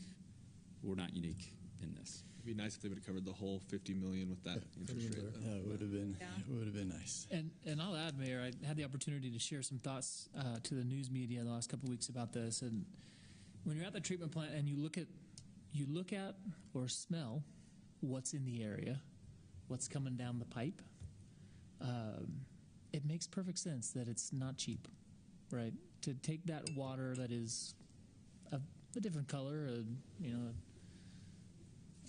I won't describe it, but take it from the condition that it's in, that we all contributed through our various additions throughout the day, and remove all of that stuff and be able to discharge it in a very clean and clear way according to state law. That's pretty cool and not cheap. So yeah, this is a part of that. And if anybody ever wants to go and tour it and smell it and see it, we welcome you. It is one of the coolest things that a city does. Highlights of Spanish Fork 101. I'm not spreading baloney here. I'd say crap, but that'd be too much. It is truly one of the coolest things that we get to do. The new plant promises to smell a lot better. I'll believe that when I smell it, but it's still just crap. You have one of your coworkers, Corey Pierce, here that heads up our treatment facility. If you'd like to come up and add anything to this, Corey, we've always heard that the halftime of the Super Bowl is a big event for you, the sewer treatment. Is that just an old wives' tale, or is that all hands on deck at that time? It's true. Corey's going to speak a little bit later about the condition. Oh, he is? Yeah, okay, but all right. It's good to have we don't need him to do it all here. Okay. No, we're good. All right. You do see a Super Bowl flush, yes. Okay. And It's reality. that will have odor control. It'll be better, I promise. I know. I'm just waiting. Councilman Marshall. I'm just waiting. It's a good project, though. Come down, visit us at the old plant, and then when the new plant's done, definitely come see that as well. How close are we? What's the project? Are you going to tell us that? Between 50 and 60% completed. Yeah, I'd say 18 months. Yeah. Awesome. Getting close. So. Hey, Corey, was that you or Jared's phone back there? Let's Yeah, for the I public wanted record. to know what type of donuts you like. Yeah, we just okay. Just don't text take 'em me to your the sewer. orders next council. Yeah, not to the It's sewer not treatment us. It's plant the first. 1, 2, 3. Yeah, it's everybody in the room. 30 of us here. She's got a list of everybody that's here. I think Jared probably is the one who called. Oh, is that how? Okay.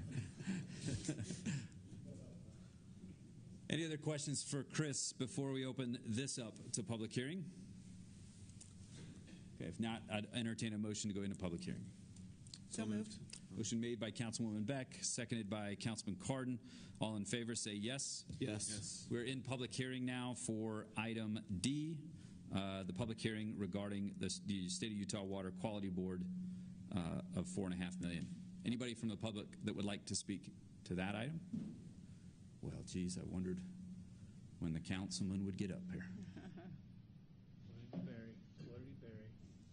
I have to tell you, when I watch this on TV and you say, all of you in favor say yes, I say yes with you. So I'm sitting back there. It's just like it's a habit. But first of all, Mayor, Council, thank you for your time.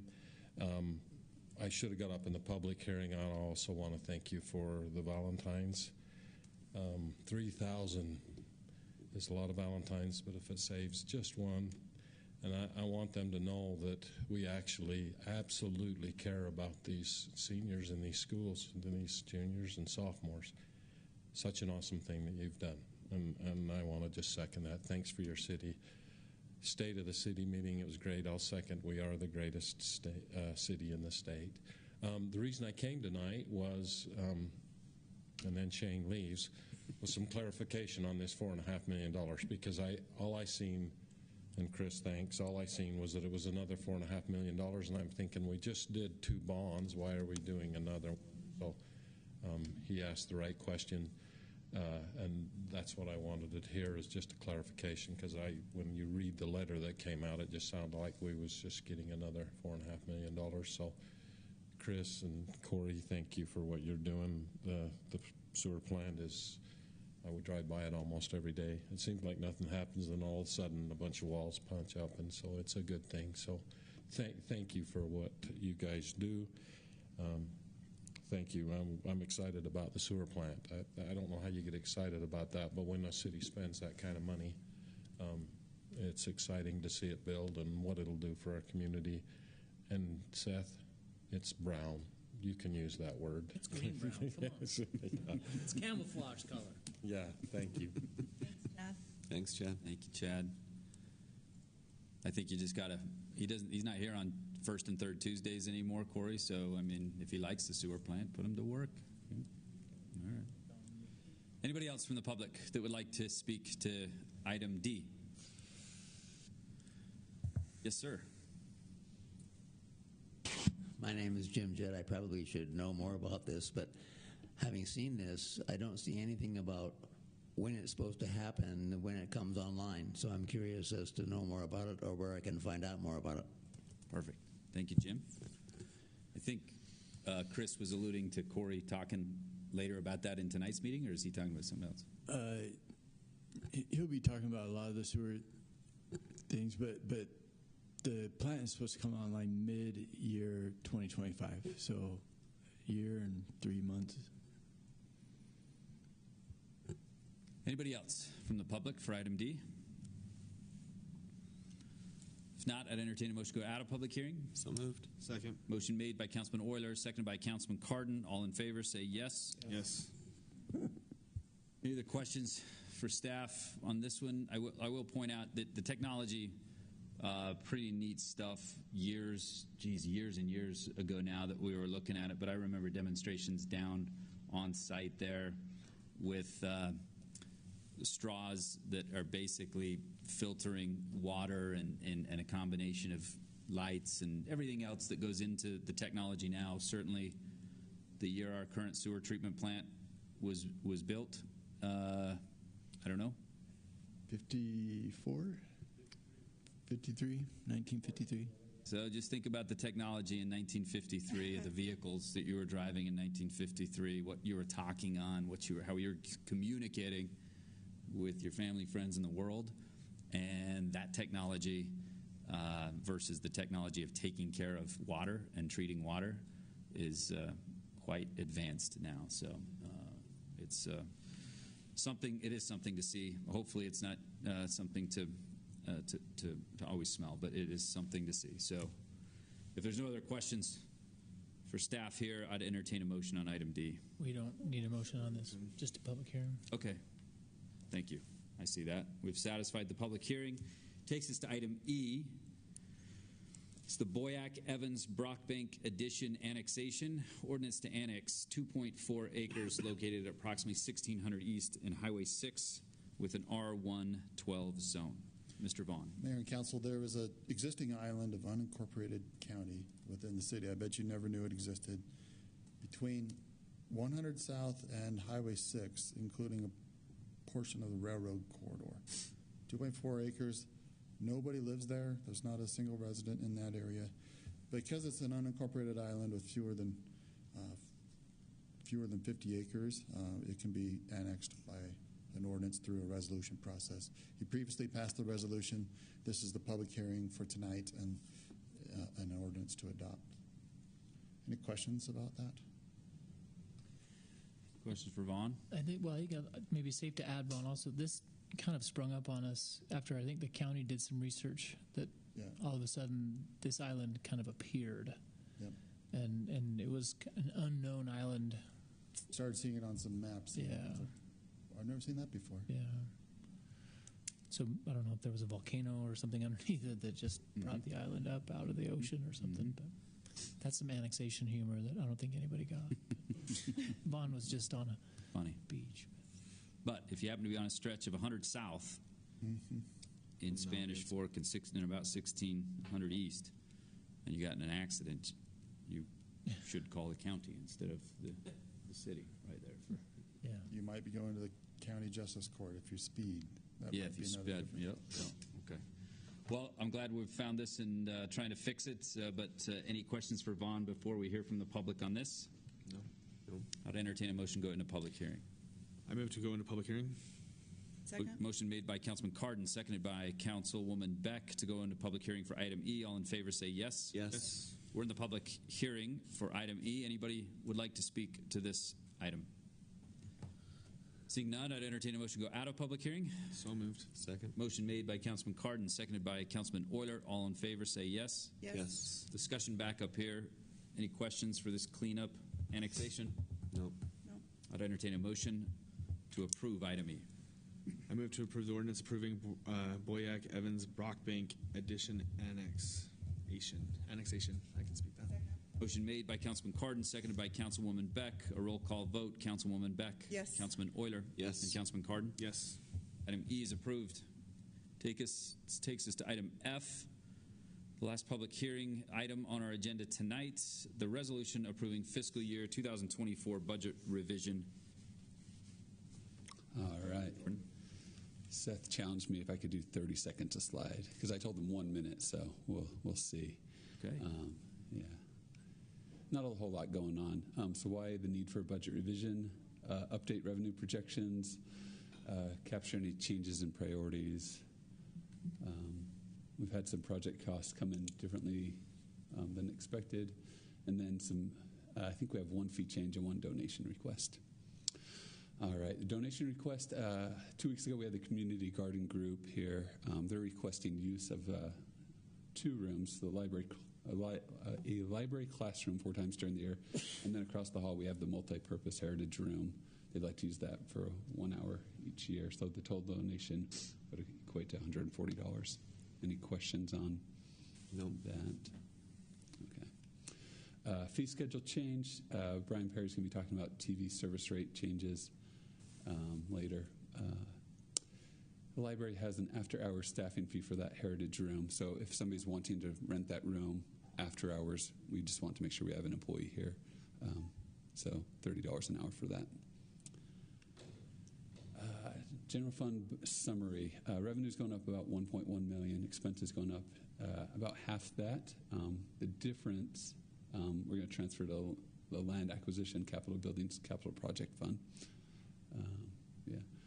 So at the beginning of the year, we were projecting that we'd end the fiscal year at 27%. That's still the case, but we're able to take almost $700,000 and put it to that CP fund, that capital project fund in the meantime.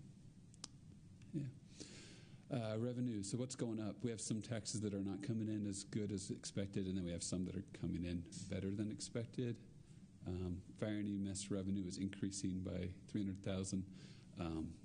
We continue to see more and more transports, particularly with the hospital, and that leads to increased revenue. Golf course is very busy. I don't know how many of you have tried to get a tee time, but it's busy. So revenue is up there.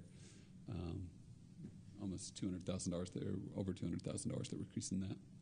And then public safety impact fees, like our other impact fees, are not coming quite as strong as you might expect. That makes sense with development slowing down. Any questions on general fund revenues? Okay. All right, expenses that are going up.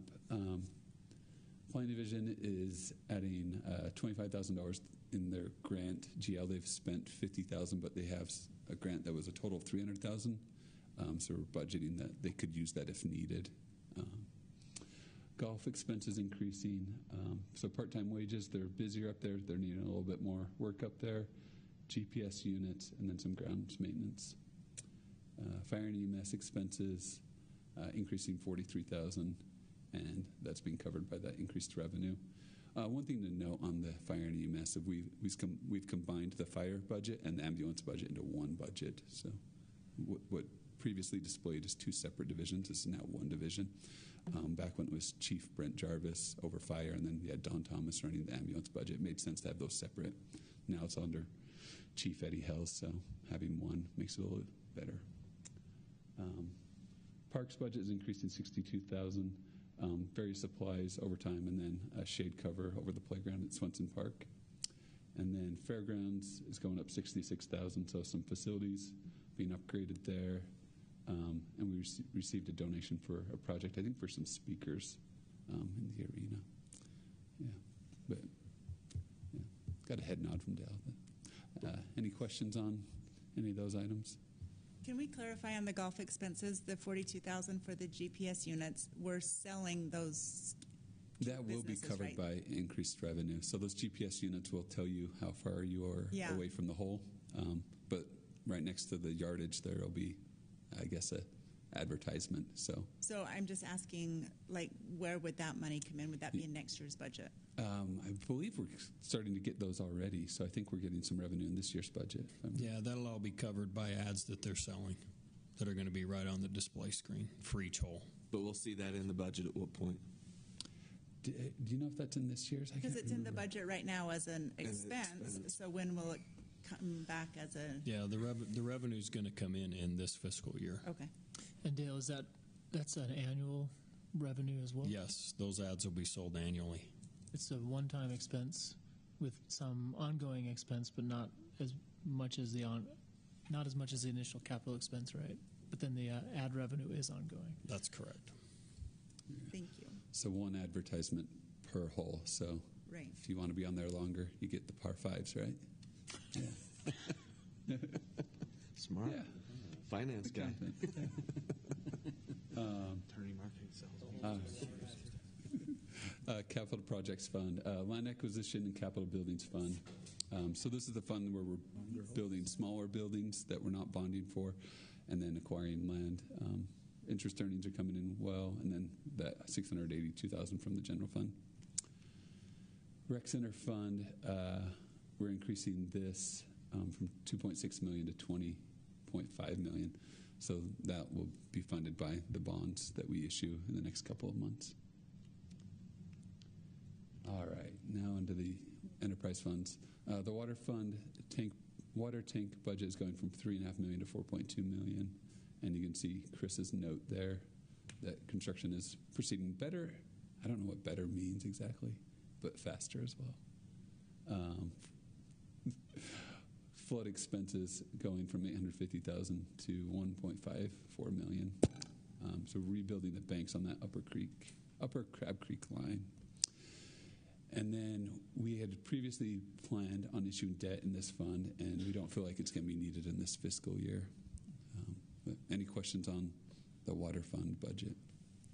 The debt that we had planned to use but are not, what was that? Remind me what that was for. We're planning to line a trunk line that goes up the canyon. We're working on railroad permits and a number of parts of that. So eventually when that and the Oaks project and several replacement projects come, we'll take another look at bonding. So just getting pushed to a later yeah. because we're not ready. Mm-hmm. Anything else on the water fund? All right. Wastewater collection fund, the VERC, that's the Inland Port Project. Expenses are going from $0 to $3 million. And the thing to highlight here is that it'll be reimbursed 100%. How long does that take to get reimbursed usually? Well, seeing as this is the first time we've done it, I don't think there is a usual. This budget has a revenue already for it, so we are going to receive some funds from county transportation money, and should be in this fiscal year that will cover some of the expenses related to streets, and then we will see some funds. We should be able to see some funds from the port. We've started the process to request those funds, and should have them in the receipts by May or June at the latest. So in this fiscal year, so we should be reimbursed for our projects in this same fiscal year. That will be the goal, and that will be the plan going forward. I don't know if that will always be the case, like Jordan was suggesting there, but that's the plan. Okay. That we expend. Well, right now we're fronting and will be reimbursed. The plan actually is to submit requests almost immediately when those costs come in. Perfect. Thank you. It's a little bit more timely. All right, Power and Light Fund expenses actually decreasing by almost $1.5 million. Supplies budget is up, going to up $200,000 for the purchase of meters. Power purchase, so we get our power from Utah Municipal Power Agency. We're one of, I think, 6 member cities. They've done a really good job being able to manage their finances, so we're going to be giving them $1 million less than we kind of expected there. Capital projects down $1.6 million. So some things taking longer, as happens in construction. And then again, Burke projects budget going from $0 to $2 million, and also be reimbursed 100%. Yeah. Any questions on the power fund? Okay. Airport fund. So the big thing is the taxiway project. Expenses going up 1.2, revenue going up 1.3 to match that. Yeah. $100,000 increase to undeveloped ground lease. So we have 2 types of leases at the airport. So where those hangars are, the city owns the land underneath those hangars. So we are able to charge a lease on that. But then we have land that's not yet developed that developers have projects in place to develop, and they're paying a different rate for that undeveloped land. So we're getting $100,000 more than we expected there. So I think we went from like $220 to $320. Questions on the airport? Okay. So as long as they continue to pay that, or do they have a lease for that undeveloped land? Yeah, so they'll pay the $300,000 or $320,000 a year until it develops. Once it develops, then the lease goes up a little bit because we charge a higher rate for developed land. So they'll lease the hangar space from us. Do we give them a timeline, or obviously it's more beneficial to have it developed, right? There are a lot of timelines for progress. It just needs to show continued progress, and then they can keep those leases. We don't want the land tied up and not developed. Yeah. But one thing that's kind of exciting is that they had to come up with over $1 million in bond money, cash bond, to do what we call the shared area work, and both of the two biggest groups have paid their cash bond this last week. So I think something might happen. Good. That's awesome. Thank you, Chris. All right. Streets and Storm Drain Fund. Budget expenses going up $2.3 million there. VERC projects going up to $4 million. Other capital projects decreasing almost $1.3 million due to delays. Revenue going up just about $145,000 there. And again, like the water fund, we had previously planned to issue debt in this fund and no longer planning in this fiscal year to do that. All right, Gun Club doesn't have a whole lot going on here and changes. Revenue's going up $22,000, expenses going up $35,000. Shell's budget's going up $41,000. So something else is going down a little bit there. Jeez, you shot that many $41,000 worth of shells on the Valentine's Chris night. did. Oh, Chris. I didn't. He did, yes. Well, I didn't. He was shooting air. He wasn't hitting any targets. Yeah. All right. The broadband or SFCN fund. Budget expenses going up $52,000. So most of this for the at-home Wi-Fi router equipment. So you can actually, if you have Spanish Works Community Network Internet, you can rent a router from SFCN. It's $10 a month for a couple of those routers, but this line item pays for those routers. So it's been very popular, so we're needing to buy some more. Revenue is increasing by $190,000. Some of that, a large part of that is interest earnings on cash coming in really high. Motor pool fund, expenses going up about $1 million, and that's pretty much just the vehicle and equipment purchases. So Chris made a note here that a line truck and some dump trucks that I think were budgeted for last year coming in this year. And then insurance proceeds. So if we have some damage done to some vehicles or piece of equipment, we try and recoup what we can through insurance. So that's coming in a little higher than expected. And then same with sale of equipment. Questions on the motor pool? And that is it for the city's budget. I'll be back up here to talk about the RDA budget later. LBA. Yeah, LBA, not RDA. LBA. Thank you, Mr. Hales. Any questions for Jordan before we open it for public hearing? Okay. Thank you. We might have more questions for you after public. I'd entertain a motion to go into public hearing. So moved. Second. Motion made by Councilman Oyler, seconded by Councilman Cardon to go into public hearing for item F. All in favor say yes. Yes. We're in public hearing for item F. Anybody from the public that would like to speak to this item? Seeing none, I'll entertain a motion to go out of public hearing. So moved. Second. Motion made by Councilman Cardon, seconded by Councilwoman Beck. All in favor say yes. Yes. Discussion back up here for the fiscal year 2024 budget revision number 2. Any questions for Jordan or staff? Thank you, Jordan, for outlining where money's going and coming from. That's helpful. Try to hit the highlights at least. Yeah. Appreciate the detail. Was there a total at the end of what that all kind of comes up to for the budget revision? It's probably clicking on my document. I could find it.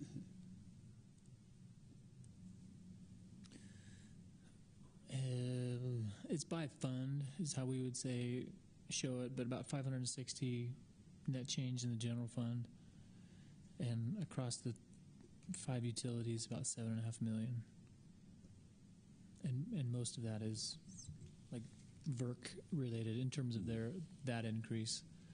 I think maybe $4.5 million of that is VERC related. Gotcha. That has the revenue source. I wanted to highlight something that Jordan talked about, and this is coming to you, Mayor and Council, as a response to the priorities that you've given us with at our work session in Midway. We've been able to identify some revenues, and rather than have those fall just simply into the general fund balance this year, we're holding those aside, as Jordan mentioned, in the land acquisition fund. We're going to hold those aside and then bring them back next year, and they'll help offset some of the expenses we know we're going to see with our fire and EMS. And that does two things. One, it holds some of that money in reserve for next year that we can bring back, similar to you putting some money in a savings account and then spending that tomorrow on the project that maybe you have at your house. But it also is coming from ongoing revenue sources, and so that preserves that ongoing revenue source for that ongoing expense need tomorrow. So even though we've identified that source today, it preserves that source for tomorrow. That's a big update and maybe a win, if you will, from our meetings in Midway that we were talking about this, and we identified some needs for fire and EMS. This will be about $600,000 to offset some of those. So it's a good chunk of what we talked about. We were really excited and pleased with that, the opportunity that we had to do that now. Mm-hmm. Awesome. Thank you for touching on that, Seth. Again, reiterate a little bit earlier tonight when the state of the city talking about the priorities that I hope the residents heard the priority of the fire and EMS and the full-time nature of that. That's not cheap. It's not easy. It's a process, and it's a priority of this council to budget accordingly for that. But the other part that I mentioned in that address was the financial status of the city. And so please reach out with any questions. If you have them, this is a working budget. You can see we're amending this budget, and we have revisions throughout the year that happen. And it's because things change, and trucks don't come on time, and trucks aren't cheap for if you're putting out fires or you're putting up poles. And so the budgets change, but your city is open and transparent and fiscally responsible. So again, I can't reiterate enough. I think we've all had time, multiple visits with different department heads and with our city manager about questions of the budget. And if you ever do, please ask those questions. If we don't know the answer, we're going to find the right place for the answer and show you about the financial health of the city. Again, we're well within the limits the state sets for us, and we are not overburdened with debt in the city either. So please feel free to ask. But you're going to see these budget revisions every few months as we go through changing the expense and revenues of the city. So, and again, that's a credit to past leadership and current leadership that makes that happen. So, we've already been in public hearing. Any other questions from the council here? If not, I would entertain a motion. I move to approve the resolution approving fiscal year 2024 budget revision 2. Second. Motion made by Councilman Cardon, seconded by Councilwoman Beck. This is a roll call vote. Councilman Cardon? Yes. Councilwoman Beck? Yes. And Councilman Oyler? Yes. Item F, resolution approving the fiscal year 2024 budget revision is approved. Takes us to item 10. There's A through F. Under new business section of our meeting tonight, anybody need a break, or are we all right? I just have a comment for you, recognizing that Councilman Marshall has left, leaves 3, and so sometimes we have the thought of a 2-to-1 vote is a passing vote, but that's not the case. A vote requires a vote of 3 in order to pass. So even though in the room you might have a 2-to-1 vote on something, and you think, well, the motion carries because 2-to-1 is the majority of what's in the room. Just a reminder that it's a 3. The vote must get to 3, or it doesn't pass. Have you ever voted, Mayor? Thank you for that reminder. And I was looking forward to a 2-2 vote. Yeah, there's more of a 2-2 chance than there is a 1-1 and abstaining. But even if I voted to break that, it would fail.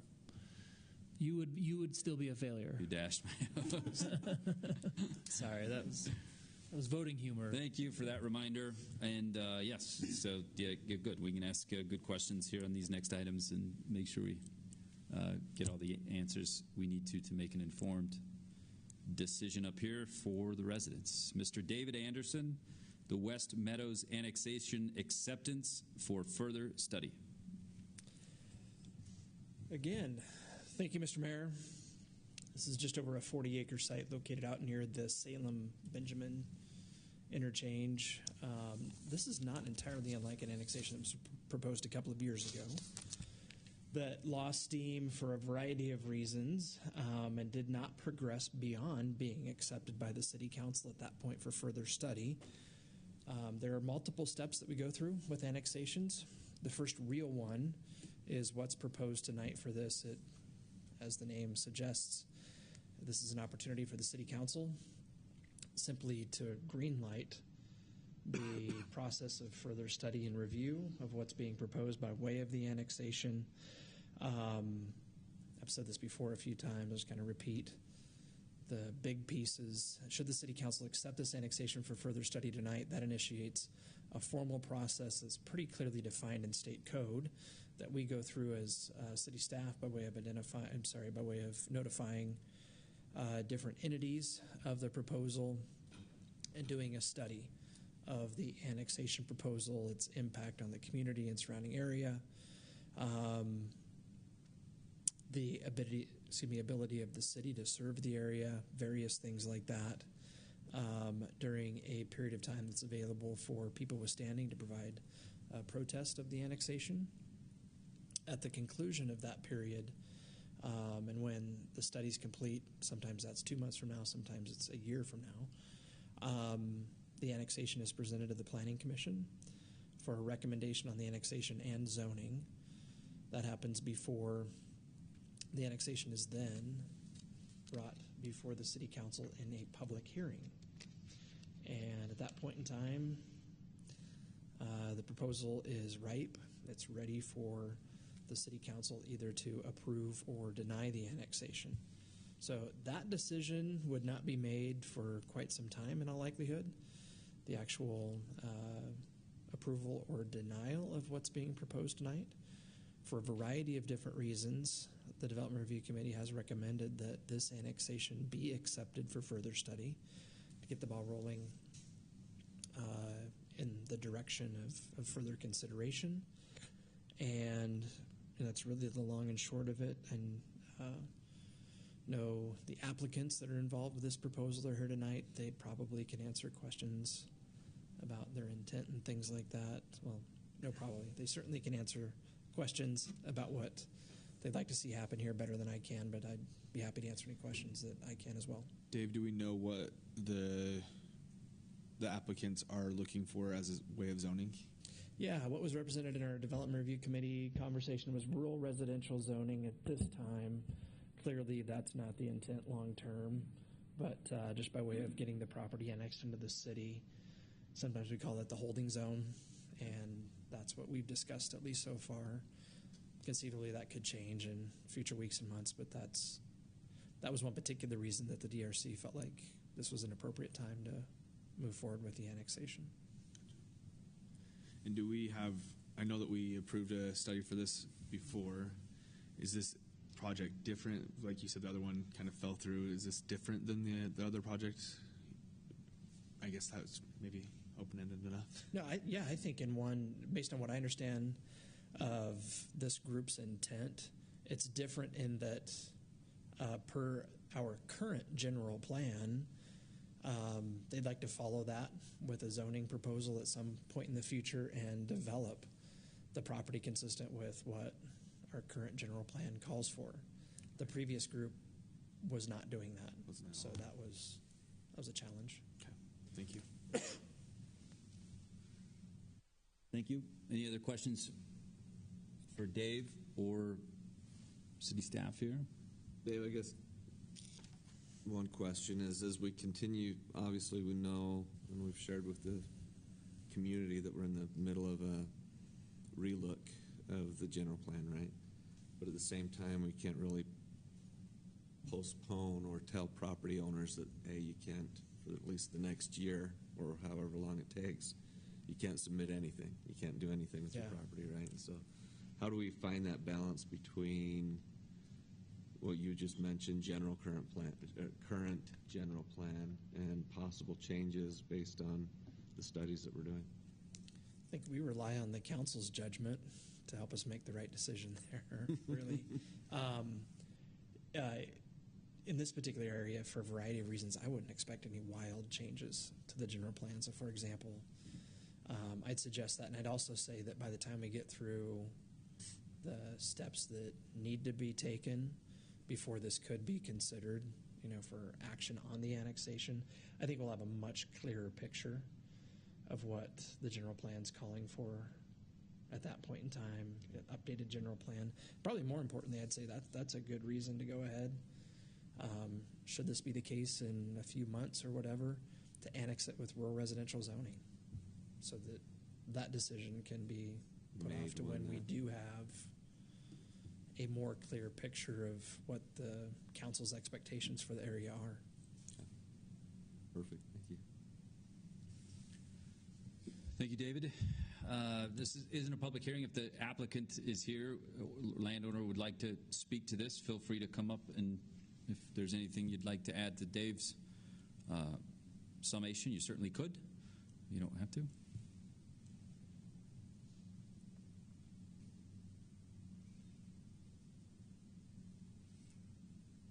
Except twice in a meeting. You can't do twice. I'm just kidding.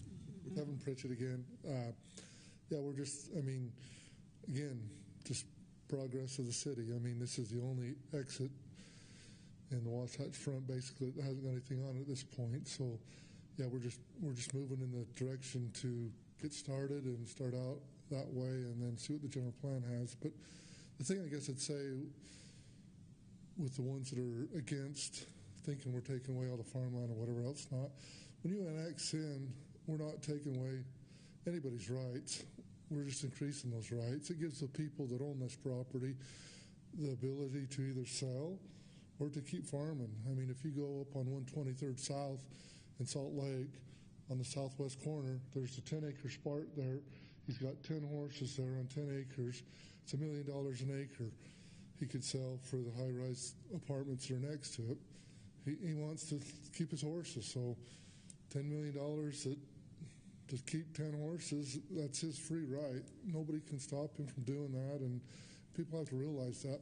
But the value of his property is increased because of the things that's happened around it. Same thing with annexation. When you annex it, the rights are still there to do what you want to do, but the values do increase.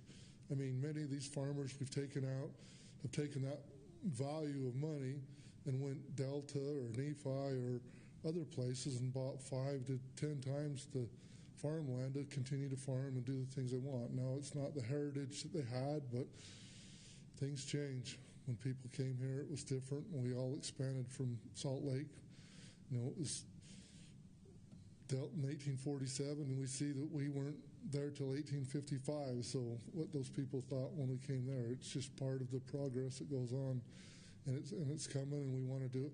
I'm not here. I was born and raised here, and I want to see it done right too, and that's one of the reasons we are. And I'm excited to be a part of it. But anyway, any questions on it for me or questions for the applicant? Okay. Thank you for your time. Thank you.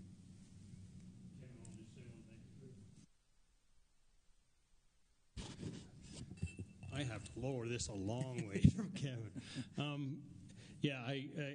Tell her your name, please. This is Lad Timpson, one of the landowners, and I say that with some hesitation because I own the land because of my inherited the land from my grandfather, or at least my parents did, William Pioneer Larson, for which the Larson Elementary is named, and for whom he donated the property for that school.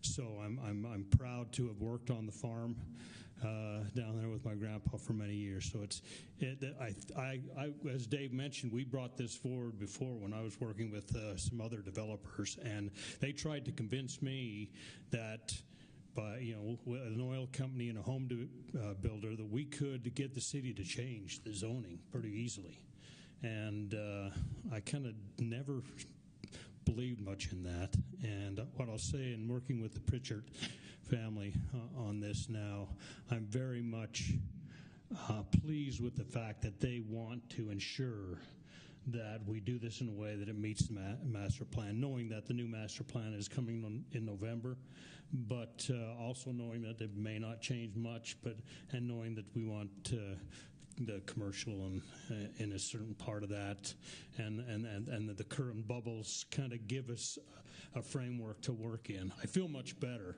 as one of the landowners in where we sit now than when we sat here 2 years ago, and it was obvious that we were barking up a wrong tree with what we had proposed to do. But I feel very good about making it work. Thank you. Thank you, lad. Thank you, lad. Okay. Any other questions for applicants or for staff on this? Questions? No. Good. I would entertain a motion on item A under new business that would approve the West Meadows annexation acceptance for further study. Mayor, I lied. I'm sorry. Okay, that's all right. You can lie. Public hearings from here, once we go forward, one in Planning Commission and one here, or just here, or just one Planning Commission? Just with the City Council. Just the City Council? Yep. Okay, perfect. Good point, Councilman Cardon. I'll rescind your lie that this will come up for public hearing. So we will see this again in a future meeting when there's some more definitive ideas for the actual annexation happening and what zoning might accompany it and things like that. Okay, if there's no other questions, I would entertain a motion for item A. I'll go ahead and move to approve the West Meadows annexation acceptance for further study. Second. Motion made by Councilwoman Beck, seconded by Councilman Oyler. A roll call vote. Councilman Oyler. Yes. Councilman Cardon. Yes. Councilwoman Beck. Yes. Item A is approved. Takes us to item B.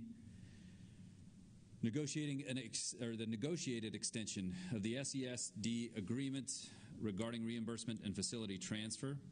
This extension continues the terms of a previous agreement, but outlines a standard method for calculating inflation. I thought I recognized some familiar faces there. Thanks for being here, SESD guys.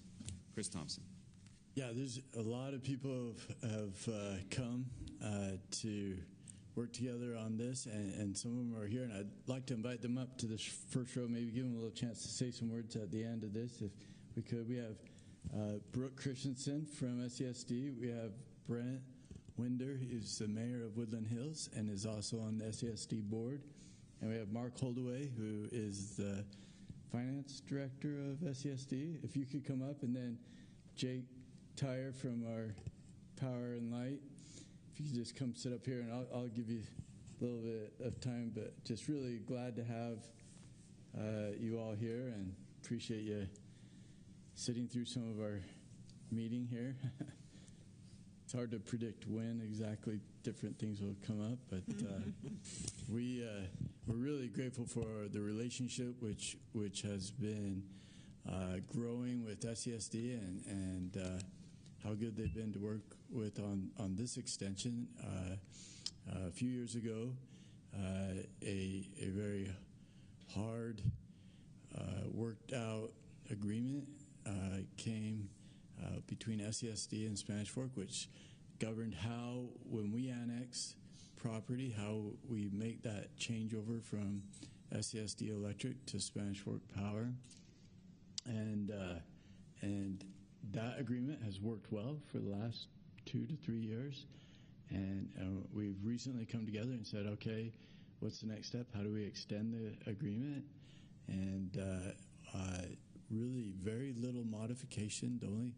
The only thing that we had to agree on is some sort of a cost inflation factor, and we found one that is nationally published, and we put that into the agreement. We also worked out some semantics of when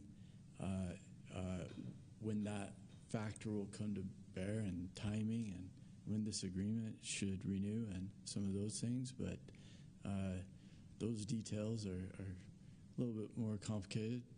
But that's all been worked out, and we feel like this is very good for the city. We hope it's really good for SESD. We feel like we've worked out something that will be good for everybody, and we're just really, really grateful to have them as a partner and how things grow in this end of the valley. And with that, maybe Brent, would you mind taking a few words, and whoever else would like? Well, thank you for the chance to be here. Ray Lovelace, as you know, and Kenny Sang and Brent Gordon did the heavy lifting with this agreement, so I'm not exactly the best person, but you're stuck with me. But I do want to convey the support of the board in this, and to echo what Chris said. I think we have a few instances where we're just bleeding money in legal disputes, and it's nice to have a cooperative relationship with Spanish Fork City, and so we hope that you see it the same way. So I would just encourage your renewal of it, and I would agree that these are the sorts of arrangements that nobody gets everything they want, but it's something that hopefully we can all happily live with. Let me just say too that your council chambers, I'm very envious of them. Comparing them to our cities, but I don't have to wear a tie to council meetings. You win, Mayor Winder, then you win. But anyway, thank you for having us here, and we appreciate it. Thank you, Mayor. Thank you. Brooke, you always talk a lot in all the meetings I'm in. Come on now. Come on, Brooke. Come on. You got dressed up. Come on. You coaxed me up here, so I'm not a big talker, but this is a great thing for SESD, as Chris mentioned, is a long time putting all this together. Had a lot of familiar faces up there with the council and the old mayor, so still recognize some of you. But yeah, this is good. It's been great to work with Jake and his team, and so this is a good thing moving forward. Saves both of us a lot of time and arguing and fighting. So thank you, guys. Thank you, Brooke. Mayor, it's appropriate tonight on the agenda we have an annexation for further study, as well as an annexation that was executed. The one that was executed is one that kind of didn't count because it sprung up in the middle of the city. But when annexation happens, this agreement is so helpful. When we put it into place 2 years ago, what it replaced was so not workable, right? The process didn't really exist, and there were always questions and concerns and questions that go unanswered, and that really put the relationship between SASD and Spanish Fork City in an awkward place. And so to have moved forward like we have the last few years has been wonderful, and to have the clarity in the process so that everybody knows what we're supposed to do. It's a lot more simple and clean. I don't know if you would say how you would describe it, Jake. We'll give you a chance to share your thoughts if you'd like, but just to have the clarity is so nice. And when we got back together, the original agreement we initially put together had a short shot clock, right? Just a couple of years. And that was intentional because it was new, and we didn't know if it would work, how it would work, how both sides would feel about it. So when we initially got together in October to discuss how is it working and what changes needed to be made, et cetera, it was a pretty quick meeting. And the only issue was let's figure out how to deal with inflation so we aren't staring down what frankly was a lot of inflation between 22 and 23 in the world, and we don't have that built into the contract. So great job by, I think Chris and Mark were the main researchers on that and finding a suitable metric for us to follow, and both groups quickly agreed to it. It's not a number that anybody creates. It's a standard number. So grateful for that, and again the clarity that we now have going forward, because we're going to continue to grow with annexations as they come in, and this gives us that path. So I appreciate the SASD folks for continuing to be good partners. Mark, anything you want to add to your... You can say amen in these chambers. Yeah, thank you. Thank you. Thank you. I second his amen. Yeah, double amen. Yep. I'll just kind of echo what's been said. This agreement gives us a clear path of how we handle this, right? Handle growth. Mayor said it very well. You know, not everybody got everything, but this is definitely helps me, and I think it helps Brooke. And, you know, with growth, annexations are coming. We're growing into their areas. This gives us a path. I think it's fair for them. I think it's fair for us in the end. But anyways, just very helpful. We want to keep good relationships with them. We like them, and hopefully they like us. And this will continue for years to come. So it's a good thing. Thank you. Thank you guys for being in our meeting tonight. And we know that's not an easy time to be here all the time and take this time with us, but all the time spent on this agreement too. I was speaking earlier to City Manager Perrins about some of the first instruction. Now it's 8-9 years ago when I first got involved in elected office, and I was in Governor Herbert's office up on Capitol Hill, I think beginning a session or something, and he was giving some advice, and I'll never forget, and I know it's been said by other people too, but he did say, hey, remember in legislating and in elected office, don't let perfect be the enemy of good. And so when you come to good agreements here that maybe aren't perfect for each side, then you've probably made it good, and it's the right way to move forward. And so we appreciate all the board members and everybody involved with SESD and the working relationship we have. This is to a great point, a good point, and it doesn't have to be perfect to move forward and be good. So thank you so much for your time and effort and your work. Appreciate it. I don't mean to ask you a question that you can't answer because of, as you mentioned, some of the discussions you're having with some of the other parties. But has this served for you as any kind of template in discussions in working through with other cities? Has this given you anything to work with on that end, and is it proving to be beneficial? If you can't answer it, you don't need to. This is a public meeting, so it's on the record. But well, I will say that it's been a good standard, again, because I think that it meets the fairness test. So I would say that. Perfect. Thank you.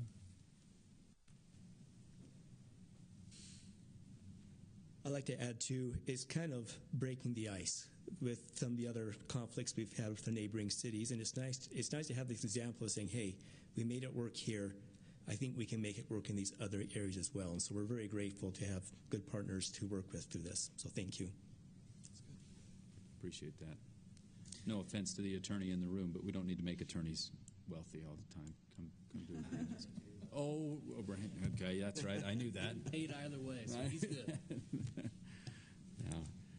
Thank you again. Long time history and standing tradition of a great organization like yourself that serves not only Woodland Hills but Elk Ridge and out into the county. You do a good job for your customers and your clients, and I know you've got linemen and crews that really care about people and take care of stuff as well. So we see you, and thanks for that combining working relationship. Maybe one last highlight. I think this one is a 10-year contract now, right? Did I get that timing right? I think the first one was short, right? Because it was like a rookie contract. We don't know if this rookie's going to be good or not. But this one, having established everything, I think we set it up, maybe it was 9 years or something like that. It's like 9 years and 3 months and 2 days. Trying to set it up. We specifically wanted to hit certain years so that this could be in the right cycles of things. But so this is like, we had a draft pick, and that draft pick's done well. And now we're giving them a really good contract extension because we know that the process works well. So that was another thing that came out of the discussions that I don't know that any of us were really focused on, but after the discussion, we're like, well, this works. Let's do it. And let's go for a little bit longer term, and I'm really excited about this. This is like Shohei Ohtani signing with the Dodgers. Yep. We paid a lot of attention to logistics on this one. Time frame. So Shohei. All right. But we, just Seth really worked hard on this for many years, several years ago, and because of how good they did back then, this really wasn't very difficult to work out. So really appreciate those who went before us, I guess. Thank you, Chris. If there's no other questions on this item, I would entertain a motion from the council. I move to approve the South Utah Valley Electric Service District Extension Agreement regarding reimbursement and facility transfer. Second. Motion made by Councilman Cardon, seconded by Councilman Oyler. A roll call vote here. Councilwoman Beck. Yes. Councilman Oyler. Yes. And Councilman Cardon. Yes. Okay. Perfect. That is approved. Thanks again so much. Appreciate you, Mayor. Thank you. Thanks, Brooke. Thanks, Mark.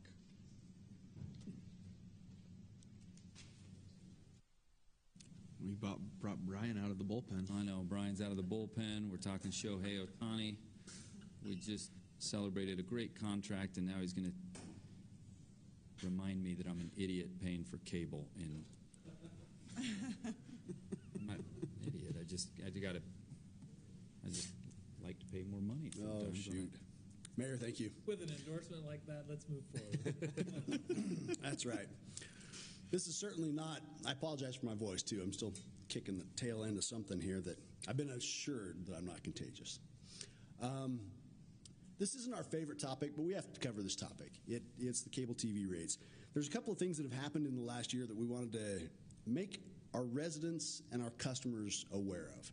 2023 was a retransmission consent year, which means every 3 years, the FCC in 1992 established the Cable Telecommunications Act, which allowed broadcasters, the owners of the free over-the-air TV stations, to choose one of two methods with their station. They could either say, this is a must-carry station, which means if you're a cable company like we are, you have to put their channel on your system, but they can't charge you for that. Or they can choose retransmission consent, which means you have to work out the details with how much we want to pay them and how much they want to charge us to have those stations on the air. 2023 was one of those retransmission consent negotiation, I'll use that word loosely here, years. But really what it amounts to is you have the big four cable providers that have their stations on the air. They get bigger every 3 years. They gobble up more stations. They charge us more and more for what they have on the air. And we're left with very little recourse. So in the world of retransmission consent, it really is more of a retrans ransom, right? We get to pay what they want us to pay. Going heavy too. No? No, it's amen. We get to pay what they want us to pay, or we get to drop their channels.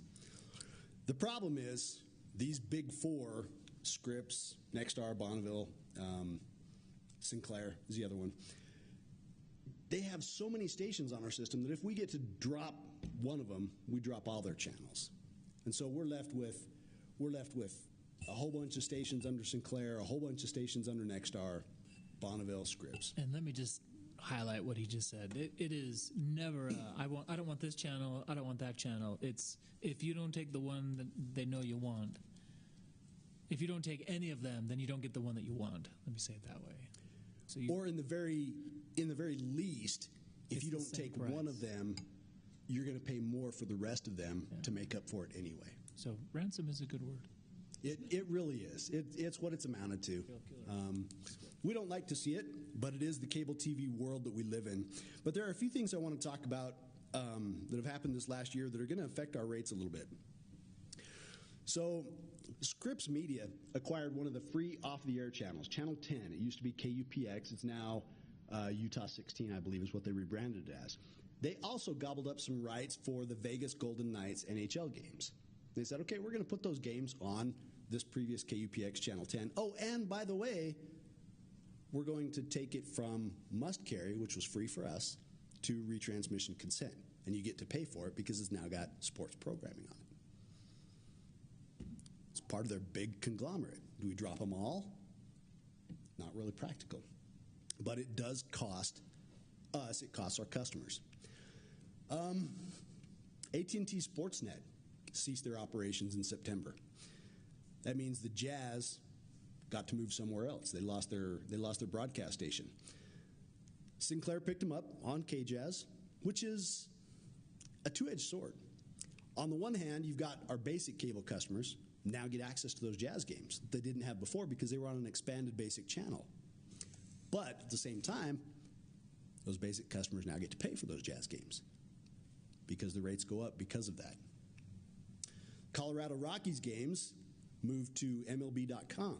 They were on AT&T Sportsnet as well, as were the Arizona Diamondbacks, but we didn't get a lot of feedback from the Diamondbacks.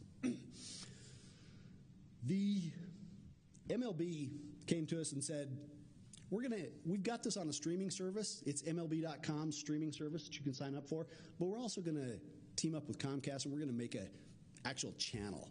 And, oh yeah, by the way, we want to charge you for it.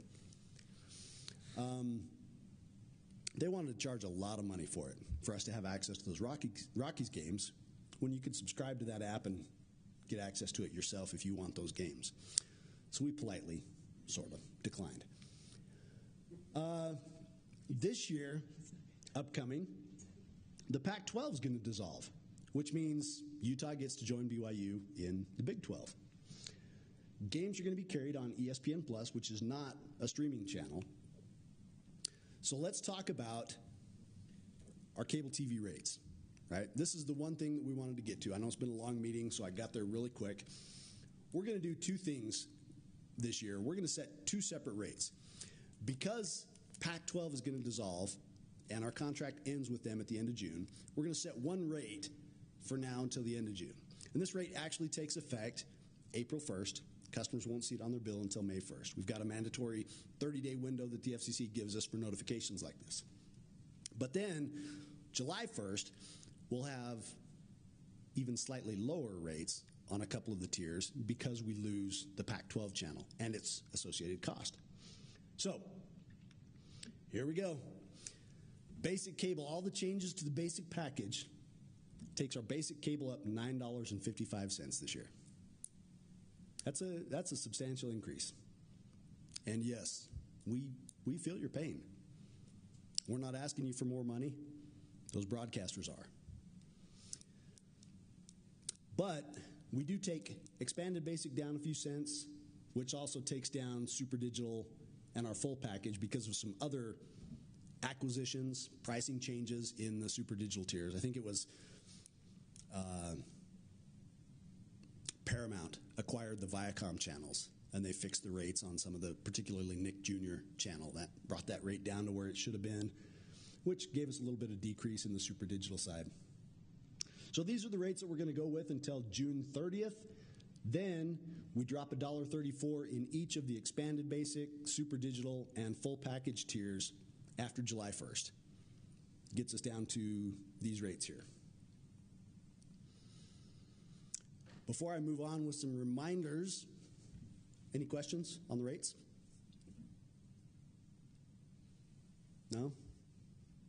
Okay, so here's the reminders, right? We are not the ones raising these rates. For the whole time that we've had cable TV, I went back as far as I could in the records. We make about $7.50 on basic cable, and it's been that way all along. All of the equipment gets more expensive, personnel gets more expensive, plant maintenance gets more expensive. We haven't raised what we make. That's the amount that we get from basic cable. And we just keep making it work. Retransmission consent negotiations happen every 3 years. They're going to happen every 3 years. And until something breaks or until we decide we've had enough and we just turn it off, they're going to happen every 3 years. Most of the basic cable channels that are that big pie graph, everything in basic, almost everything in basic. For a lot of Spanish Fork, you can get those for free off the air with an HDTV antenna. Depends on the quality of the antenna, it depends on whether you've got it indoors or outdoors, but you can get a lot of those channels for free. There's a lot of content for free off the air that we have to pay for because of this broken system. We feel your pain. We know that this is an issue, right? But we want you. I've heard a couple of different customers have mentioned that they feel really bad dropping cable TV because they think they're letting the city down. Please don't. We know that this is a broken system. We really do. We love you. We will keep you with fiber internet all day long. You don't have to have cable TV for that. If you're ready to drop cable TV, you're not going to get us to argue with you. Just bring it in. We'll help you out. We'll even point you to some links for some antennas if you want. It's okay. SF17, what we do here, what we do in the city, the live broadcasts, you can get all of that still without basic cable. We stream it live on our website, and we stream everything we do live on YouTube. You can just go to youtube.com/SpanishFork17. You can see all of our live broadcasts there. And you don't need a DVR because it stays there. You can go back and replay it. Coax, wow, excuse me. Still getting me there. Coax cable TV service, we're moving all that over to the streaming service this year. That is still the plan. So if you're on the Coax cable TV system for your cable TV, we need to get you moved over to the streaming platform, SFCN TV. That's going to happen 10/7/24, October 7th. Put that date down because that's the day that we're going to turn off that Coax cable TV signal. So we need to get people moved over to the streaming. There is no additional cost for that. You can just hit sfcn.org, sign up, you put in your account number, tell us what you want, we get your account created. Doesn't cost you any more unless you want to go to a different tier and pay more. The rates are all the same. But there's some other cool features that come with it you can learn about on the website. Fiber customers. This is something that we haven't really talked an awful lot about, but our customers that are on fiber internet access can sign up for 50 free streaming TiVo Plus ad-supported channels. And this is, excuse me, there's a good number of channels that have news, sports, weather, kids programming, things like that. They're called FAST channels, F-A-S-T, it's an acronym, free ad-supported streaming TV. And what TiVo does is they take 50 of those generic channels and they put them together in a little bundle for us and say, here you go. Your internet customers, you can have these free channels. And then if you want to add other stuff later, great. You've already got the app, you've already got the device. Click on it and away you go. So, fiber customers, if you want those channels, same thing. Jump out on the website, sign up, we'll get you set up. You can stream them. Cable modems, those are going away too on the old coax system. So please, if you haven't moved over to fiber yet, give us a call. Get on the schedule. Let's get you moved over to fiber so that you're not dealing with the old cable modem technology. Okay. Any questions? Questions for Brian? I feel like I'm the downer in this whole meeting. Everything's just been great, and here we come just cranking the rates up. Brian, if I'm on basic and I'm upset that the prices are going up $9, I could stick it to the man and sign up for the larger package and save $3, right? That's right. That's one way to look at it. Or you can get an antenna, one of the two. You can get an antenna. Get them for free.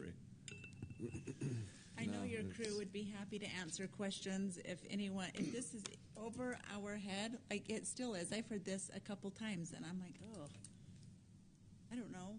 Mike and I still have cable because we're idiots. Is that what you said? I think something like that. I think you did say that. So it's work. When I'm watching TV, I'm not thinking about working, and so it feels like work to switch over. But I know Brian's repeated this time and time again.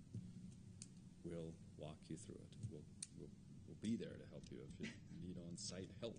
But we will. We're going to need on-site help. Yeah. It's not as scary as it seems, right? Most people, whether they realize it or not, they have something that they can stream Netflix on, or Disney Plus, or Paramount Plus. The thing is, I don't even watch TV. I watch So here's an interesting thing. You're spending $120 a month. Or whatever, right? Whatever and it's not going to the city. It's going to these. Well, yeah, and you know, if you subscribe to Netflix or you subscribe to Disney Plus or whatever, those subscriptions you hear, they're usually on an annual basis. and it's maybe $80, $90, $100, but for a year, not the $120 a month. So when we started the network, before any of, the only person in this room that was here, the only people that were in this room that were associated with the city when we started this network were Jake Tyre and Dale Robinson. Were you here, Jared? And Chris and Matt. Jared, that's it. Jared didn't have a beard, though. Jared couldn't grow a beard then. I think he was just right out of high school. But back then, and the bread and butter of the system were two, cable and internet. But we quickly got into this understanding of, man, it'd sure be better if we could get to an a la carte system. You choose the channels that you want. And for years, you'd hear John Bocut before Brian, and Brian now say it'd be so much better if we could have an a la carte system. Yeah. And cable is not ever going to get there because the channels won't let us. I mean, they tell us it's all or nothing. And but you can get an a la carte system with over the top, right? The internet, you can choose what channels or what apps you subscribe to, what services you subscribe to, and we can still provide you with all of the internet bandwidth that you will ever need to consume that information from those providers. And I don't know, typically you probably will pay more for that group of channels, right? It's probably more a la carte than it is what it might have been on our system. If you get everything, it would certainly be more a la carte. But you're probably going to have the less. ability to just get what you want to watch. Yeah, and so on the aggregate, it'll probably be cheaper for you. And we can, like Brian said, we can provide the internet for you and make it better. And we will do it happily. I know you will. We'll call on all idiots to join Mayor and I. It might be get rid of cable. It might be a televised thing for Stacy and I. They come to our home and we show them how easy it is, and we take care of the unknown. Be a good movie right there. Or studio chatter. We call that slow TV. Well, and something that I think is important to understand, and there will be some of the folks that are watching this on a council meeting right now or on replay, what Brian said in 10-7 of this year, that is going to be something that impacts a few people. Mm-hmm. And it won't be a large number, but it is something that will impact a few of our residents. And generally they're going to be older residents, and I've got a few in my mind who they are really comfortable with and just need that remote and the TV to work that it always has, or at least how they've gotten comfortable with it. Because they certainly, if you go back in time, that remote has changed and the way they've consumed it has changed, but they've gotten comfortable with it over time. Because of that, the changes that Brian has just outlined, where cable itself coming over the coax, that's going to change. They're going to have to consume cable TV from the internet. They're going to need an app to work it. It's going to be different. And it's going to be different, and maybe different equals difficult. But it doesn't have to be that long. If they will just start now, they can get SFCN TV so they can go back and forth for 6 months and figure it out. So if you, as you're watching this, if you have family members that you feel like might fit into this category and they need to have that from the cable because they aren't going to be able to switch over maybe to an app service like we've been talking, get with SFCN now and take the runway of 6 months and train, get them comfortable with it so that it's not a dark day. And our technicians will come and help you with it. Yeah, they're so good. Walk you through it and show you how it all works. Yeah, they're so good. That slide right there says it so well that as SFCN, no other cable company would ever do what he just said. Mm-hmm. But ours does. We do, because we are us. SFCN is theirs. And our techs are fantastic. We got to highlight one of our initial techs tonight. He's not a tech anymore, but Brady's been with us from the beginning. And anyways, so if you are one that is really scared about the cable going away, the app is super easy to use. and a lot of the same functionalities. It's just the remote is different, and the layout might be different. But you've got 6 months. You got a runway that you can help them. So let's help them. My transition is I've got one TV that's not hooked up to any cable, so it forces me that I got to use the system on that one. So if I want to watch TV on that one, got to use the streaming service, and then the one in the living room still comfortably plugged into cable. So you have both. We're the same. That's you are you're an old soul. Room by room. Yep. And we don't charge double for that. Thank you, Brian. So in the motion, I don't know how you want to word that, but what Brian's seeking is those kind of a two-path April 1 rate structure, and then if you would please, an April 1 rate structure, and then a July 1 rate structure. And he'll notice that. I think you're going to notice both of those right away, so you don't have to do a secondary notice. Did I get that right, Brian? That's right. Yep. We'll put a little bullet point on the bottom of our notice that says we're going to drop those another $1.34 July 1. And I generally think people will appreciate that. But somebody might complain. Thank you. Thank you for that clarification. Has anybody got the motion I'll figure it out. down? Yeah, Councilman Cardon. I move to approve the cable TV rates, the first rates for 2024, with additional rate decreases on July 1st, 2024. Tara, does that work? Yeah, that's great. Okay, motion made by Councilman Cardon. Second. Seconded by Councilman Oyler. A roll call vote here. Councilman Oyler. Yes. Councilman Cardon. Yes. And Councilwoman Beck. Yes. Item C in new business is approved. Thank you for that explanation and clarification, Brian. Appreciate all the good work. Back to the bullpen. Back to the bullpen. Okay. Mr. Tyler Jacobson to speak to us about Utah State History Preservation Office Local Government Certification Agreement. Kevin's probably excited about this. Absolutely.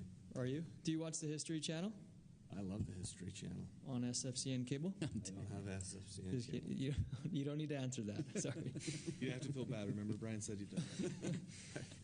I don't feel guilty about that. So this agreement that's before you, it's actually a pretty simple agreement. And what it does for the city is it would allow us to be eligible for a matching grant for up to $10,000 every 2 years with the Utah State Historic Preservation Office. And really the requirements for us are all contained within the Historic Preservation Code that was approved in the last council. So as you alluded to, Councilman Oyler is on that commission along with Tara, and they met in between this session of council and the last time. That's really the gist of this, though, is there are some requirements that are there as far as having a commission and actively running that commission. But really, that's what it comes down to. Any questions about this? So, Tyler, I do have a question for yourself or for Seth. Yeah. With this Spanish Fork Historical Commission being new and looking at a lot of grant options, a lot of, like you mentioned here, they're matching grants, which as of right now, I don't know that we've got. In fact, I know we don't have any budget in that committee. And so if we apply for a grant where they're asking for a match, budget-wise, how do we do that? I'm going to just look to you and say, how would you like to do that? How would we like to do that? So do we we need to have budget in place to apply for a grant, or can we apply and see what they're willing to give us, and then... If it's for our projects, I think we would start with a project budgeted. Like, we have a purpose in mind I don't think we apply for a grant. Yeah, I don't think we would do well in the budget process if we didn't.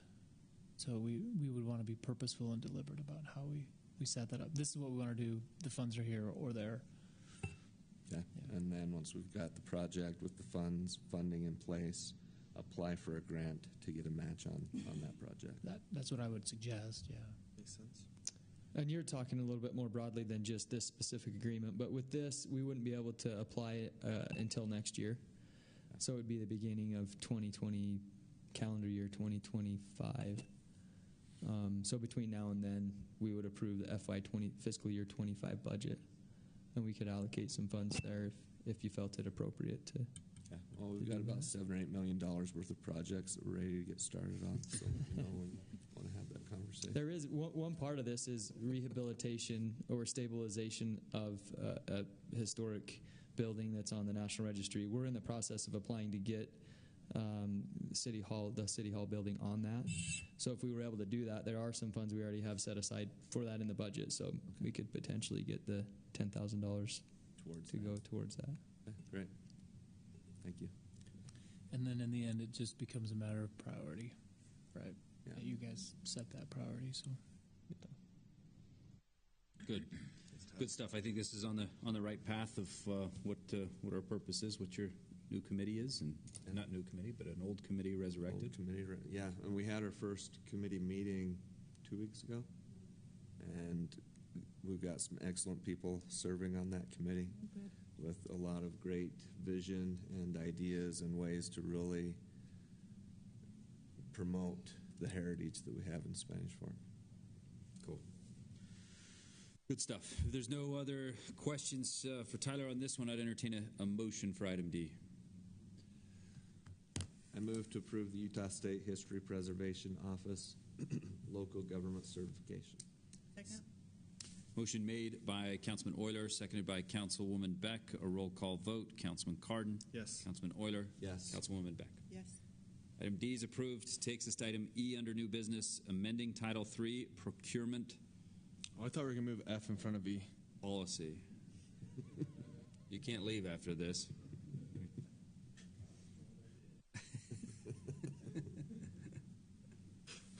This means you don't need to go to work till like 11:30 tomorrow. Oh, whoa. I get He works for me. Thanks. I'm so sorry, Jared. I really appreciate that. He is not the Gold Star employee. I was just going to say, okay, then I'll give you a gold star for being here. It worked just fine. Stacy, I do this twice a month, not once. Have you offered that? Me offering He comes up once in him though. Yeah.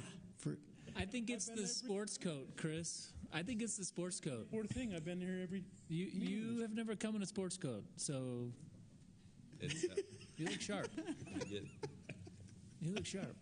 It's on the record, Jared. I'd try it out. Let's see. I'm not. Yeah. Can I have Thursday off instead? No.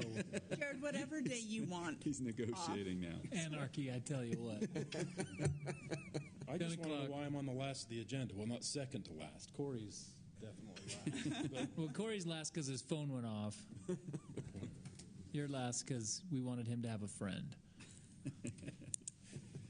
So this is a procurement policy. We went over this in a work session a few weeks ago. I had the kind of presentation, but then Seth said read it word for word. We could be here all night, but no, I'm not going to do that. I'm just going to highlight what this policy does. It delineates the requirements for each procurement process that we have. It stipulates what regulations or what requirements we have for each process, which is sole source, direct select, whether it's informal bidding, formal bidding, RFPs, or even CMGCs. So it outlines the requirements for all those processes that we use to actually select consultants, vendors, or contractors to do work throughout the city. It also establishes requirements on approved budgets, how we can award things, who has the authority to award things if it's above budget or below budget. It also outlines the requirements with proposed change orders, and it outlines the requirements when we bid something, how a contingency is a line item and works with the bid. All these things are established throughout this document on whether it's overseen by the city council or the finance director. Now, the finance director sees over most everything. If it's over budget or a change order over by 35% or something like that, then it comes to city council. But most things are handled by the finance director and staff. This document creates a bidders list. It outlines what it means to be on our city's bidders list and the requirements to be on that list and the requirements to be removed from that list.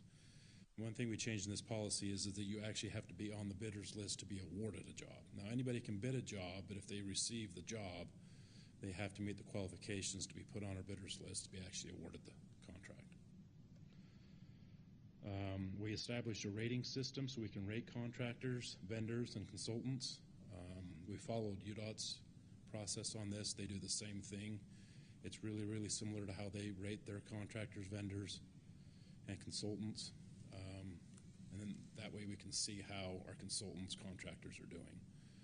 And that committee is set up by at least 3 people, usually the project manager, myself, finance director, even Chris, or another director, will rate each individual consultant.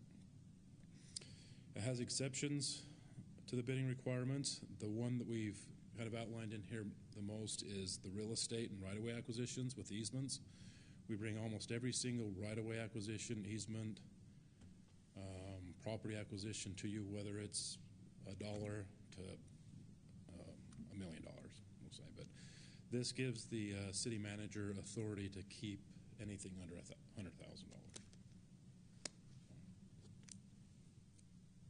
Those are the highlights of it. I don't know if you have any specific questions. I knew Shane would, but I was going to say thanks, Jared, for making the changes from the work session that were talked about.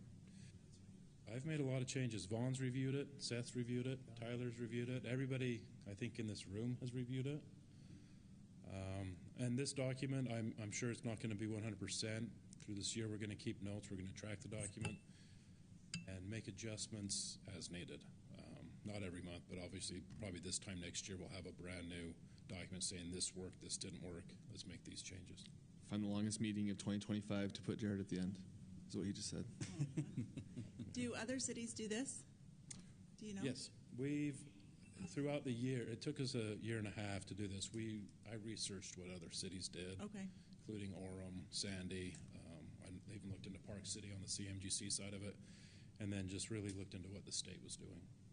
But yeah, it's a lot of code reading. In fact, it took us so long that they actually changed the advertising code in between it, so we had to rewrite it.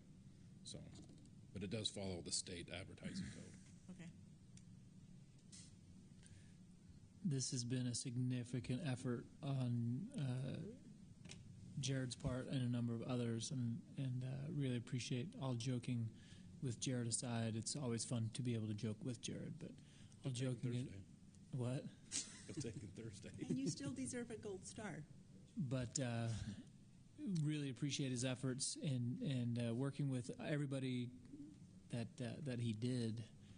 Public Works will do a lot of this, and so their department will use most of the tools that are inside of this updated procurement policy. But really, this is written for everybody, and so the admin office, the Parks and Rec office, will all use this.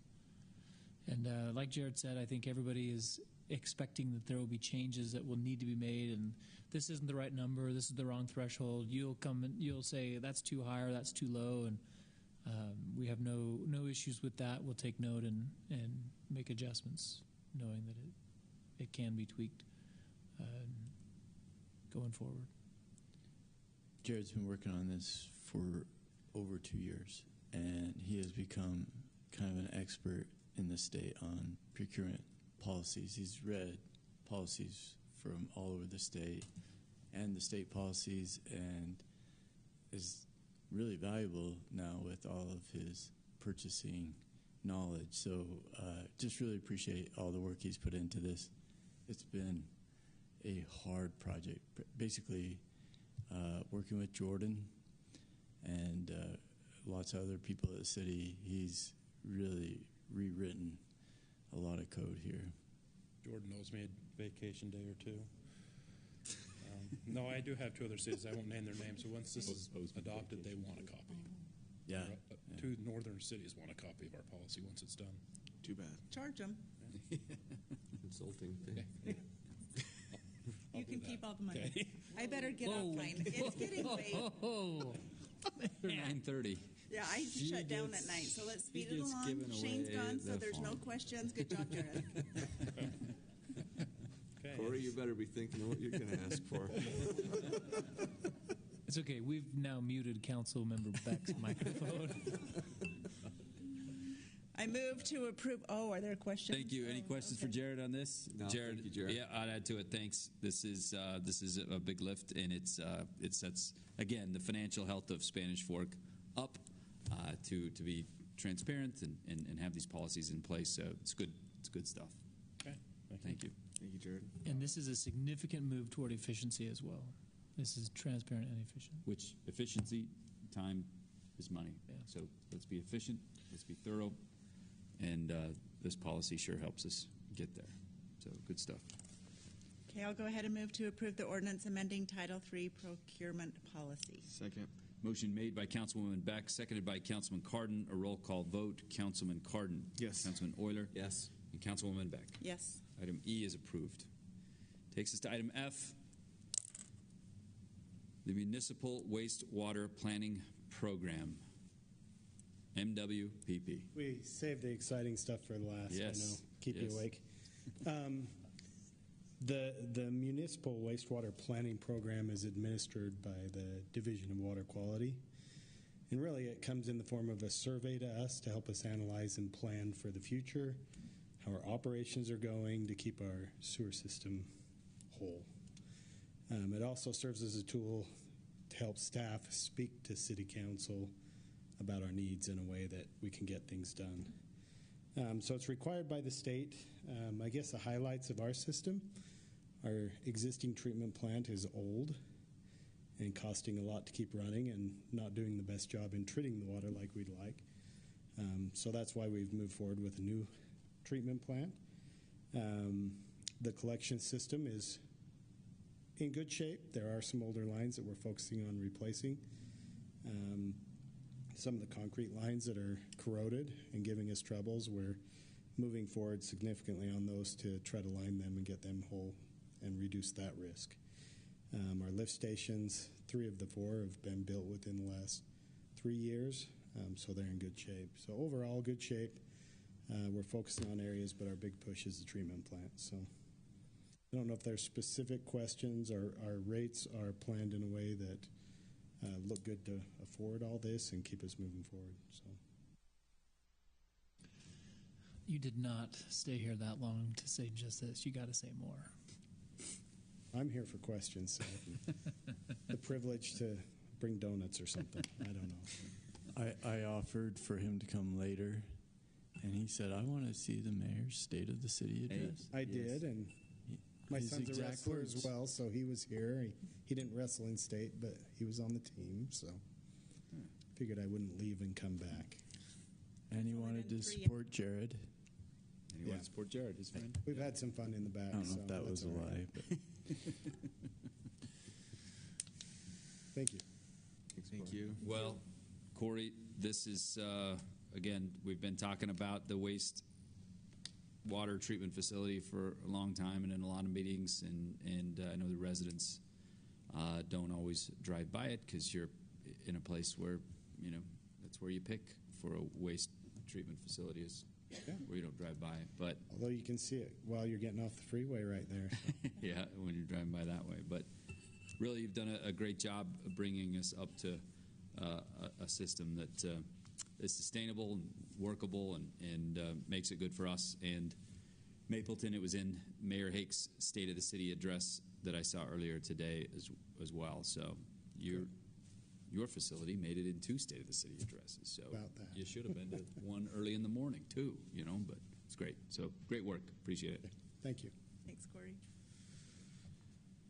If there's no questions for anybody on this one, I'd entertain a motion on item F. I move to approve the 2023 Municipal Wastewater Planning Program. Motion made by Councilman Oyler. Second. And seconded by Councilwoman Beck. A roll call vote here. Councilwoman Beck. Yes. Councilman Oyler. Yes. And Councilman Cardon. Yes. Item F is approved. Where'd they all go? Everybody's exited the building. I'd entertain a motion to adjourn to the Local Building Authority. So moved. Second. Motion made by Councilman Cardon, seconded by Councilman Oyler. All in favor say yes. Yes. We're in the Local Building Authority where we are chairman, and we all get to be part of this. I move to approve the consent items. Second. Motion made by Chairman Cardon, seconded by Chairman Oyler to approve the consent items. All in favor say yes. Yes. Yes. It is nice not to have him yelling our last names. Someone else on this, that may take your place sometimes just yells. So is it when it gets to chairman, or is it when it gets past 9:30? Both. Mr. Jordan Hales for the LBA public hearing, the fiscal year budget revision of 2024. Stacy runs a tight ship when you're gone. She does. She does. People let me know that before the State of the City address tonight. So the local building authority has a couple of purposes, or functions in a couple of ways. One, it builds buildings, and the other way is it leases those buildings back to the city, and then those lease payments pay the debt that was used to build the buildings. All right, I got one slide. Library Hall construction budget is decreasing by $132,000. So it's coming in right around that $21 million number. I think it was around 21 and a half. The other building, the LBA, is the SFCN building that's being constructed kitty corner to the Spanish Fork High School. Total construction is going to be just over $12 million. So we're increasing the budget by $400,000, and that $400,000 is coming from interest earnings. So if they do need that $400,000, it's coming from the interest earned on the debt that we issued almost 2 years ago. That's it. Jared, the SFCN building is still under construction, so I can understand there being a construction budget. Library Hall, we're in it right now. It's built, it's constructed. Right. So you're wondering why is there a budget on it? So there's a warranty period, and also you have punch list items. So then not every little nook and cranny is completed, and you don't like to pay that last invoice until everything's perfect. So that's part of what's going on there. Anything to add to that, Tyler? He said the nook and cranny thing was spot on. Exactly his words. Yeah. Can we make sure that this AC does not work in the winter before we pay our final bill? Yes. Ooh. Yeah. It's perfect. Feels great. That's what we set it at to go to bed at. Stacy's filter is you get it too warm, and these meetings become even longer. That's true. We fall asleep in them. SFCN building should be done sometime in the next few months. I think. When is that? March, April. Close? We've got a head nod from Brian. The ribbon. You guys will have a camera there, I assume, on site. Probably find one there. Yeah. I think it's pretty cool. I mean, $12 million debt issued, covered by, if there's any construction cost overrun, we've done pretty good to earn interest on it, and could cover it with the interest. So, pretty good financial move there. Okay, if there's no other questions for Mr. Hales, I would entertain a motion. Or excuse me, we got to go into public hearing. I'd entertain a motion to go into public hearing for the LBA fiscal year 2024 budget. Motion made by Chairman Cardon, seconded by Chairman Oyler. All in favor say yes. Yes. Yes. We're in public hearing for the LBA. Anybody from the public that would like to speak to this? Come on. Do it. Do it. Oh, here we go. Yes. Oh, man. The cameraman's coming. Oh. Travis for that one. Seeing none, I'd entertain a motion to go out of public hearing. So moved. Second. Motion made by Councilwoman Beck, seconded by Chairman Beck, seconded by Chairman Oyler. All in favor say yes. Yes. Discussion back up here. Any questions, or would a chairman like to entertain or make a motion? I move to approve the resolution approving the LBA financial or fiscal year 2024 budget revision 2. Second. Motion made by Chairman Cardon, seconded by Chairwoman Beck. A roll call vote. Chairman Cardon. Yes. Chairman Oyler. Yes. Chairman Mendenhall. Yes. Chairwoman Beck. Yes. I move to adjourn to City Council. Motion made by Chairman Cardon to adjourn back to City Council. Can I get a second? Second. Seconded. All in favor say yes. Yes. Councilman Oyler, sorry. We're back in council meeting, and I don't think there's anything else that needs to come before the City Council. I move to closed session. I move to adjourn. Second. Motion made by Councilman Cardon, seconded by Councilwoman Beck to adjourn. All in favor, say yes. Yes. Yes. We're adjourned. Thank you all for coming. Thank you all. Especially.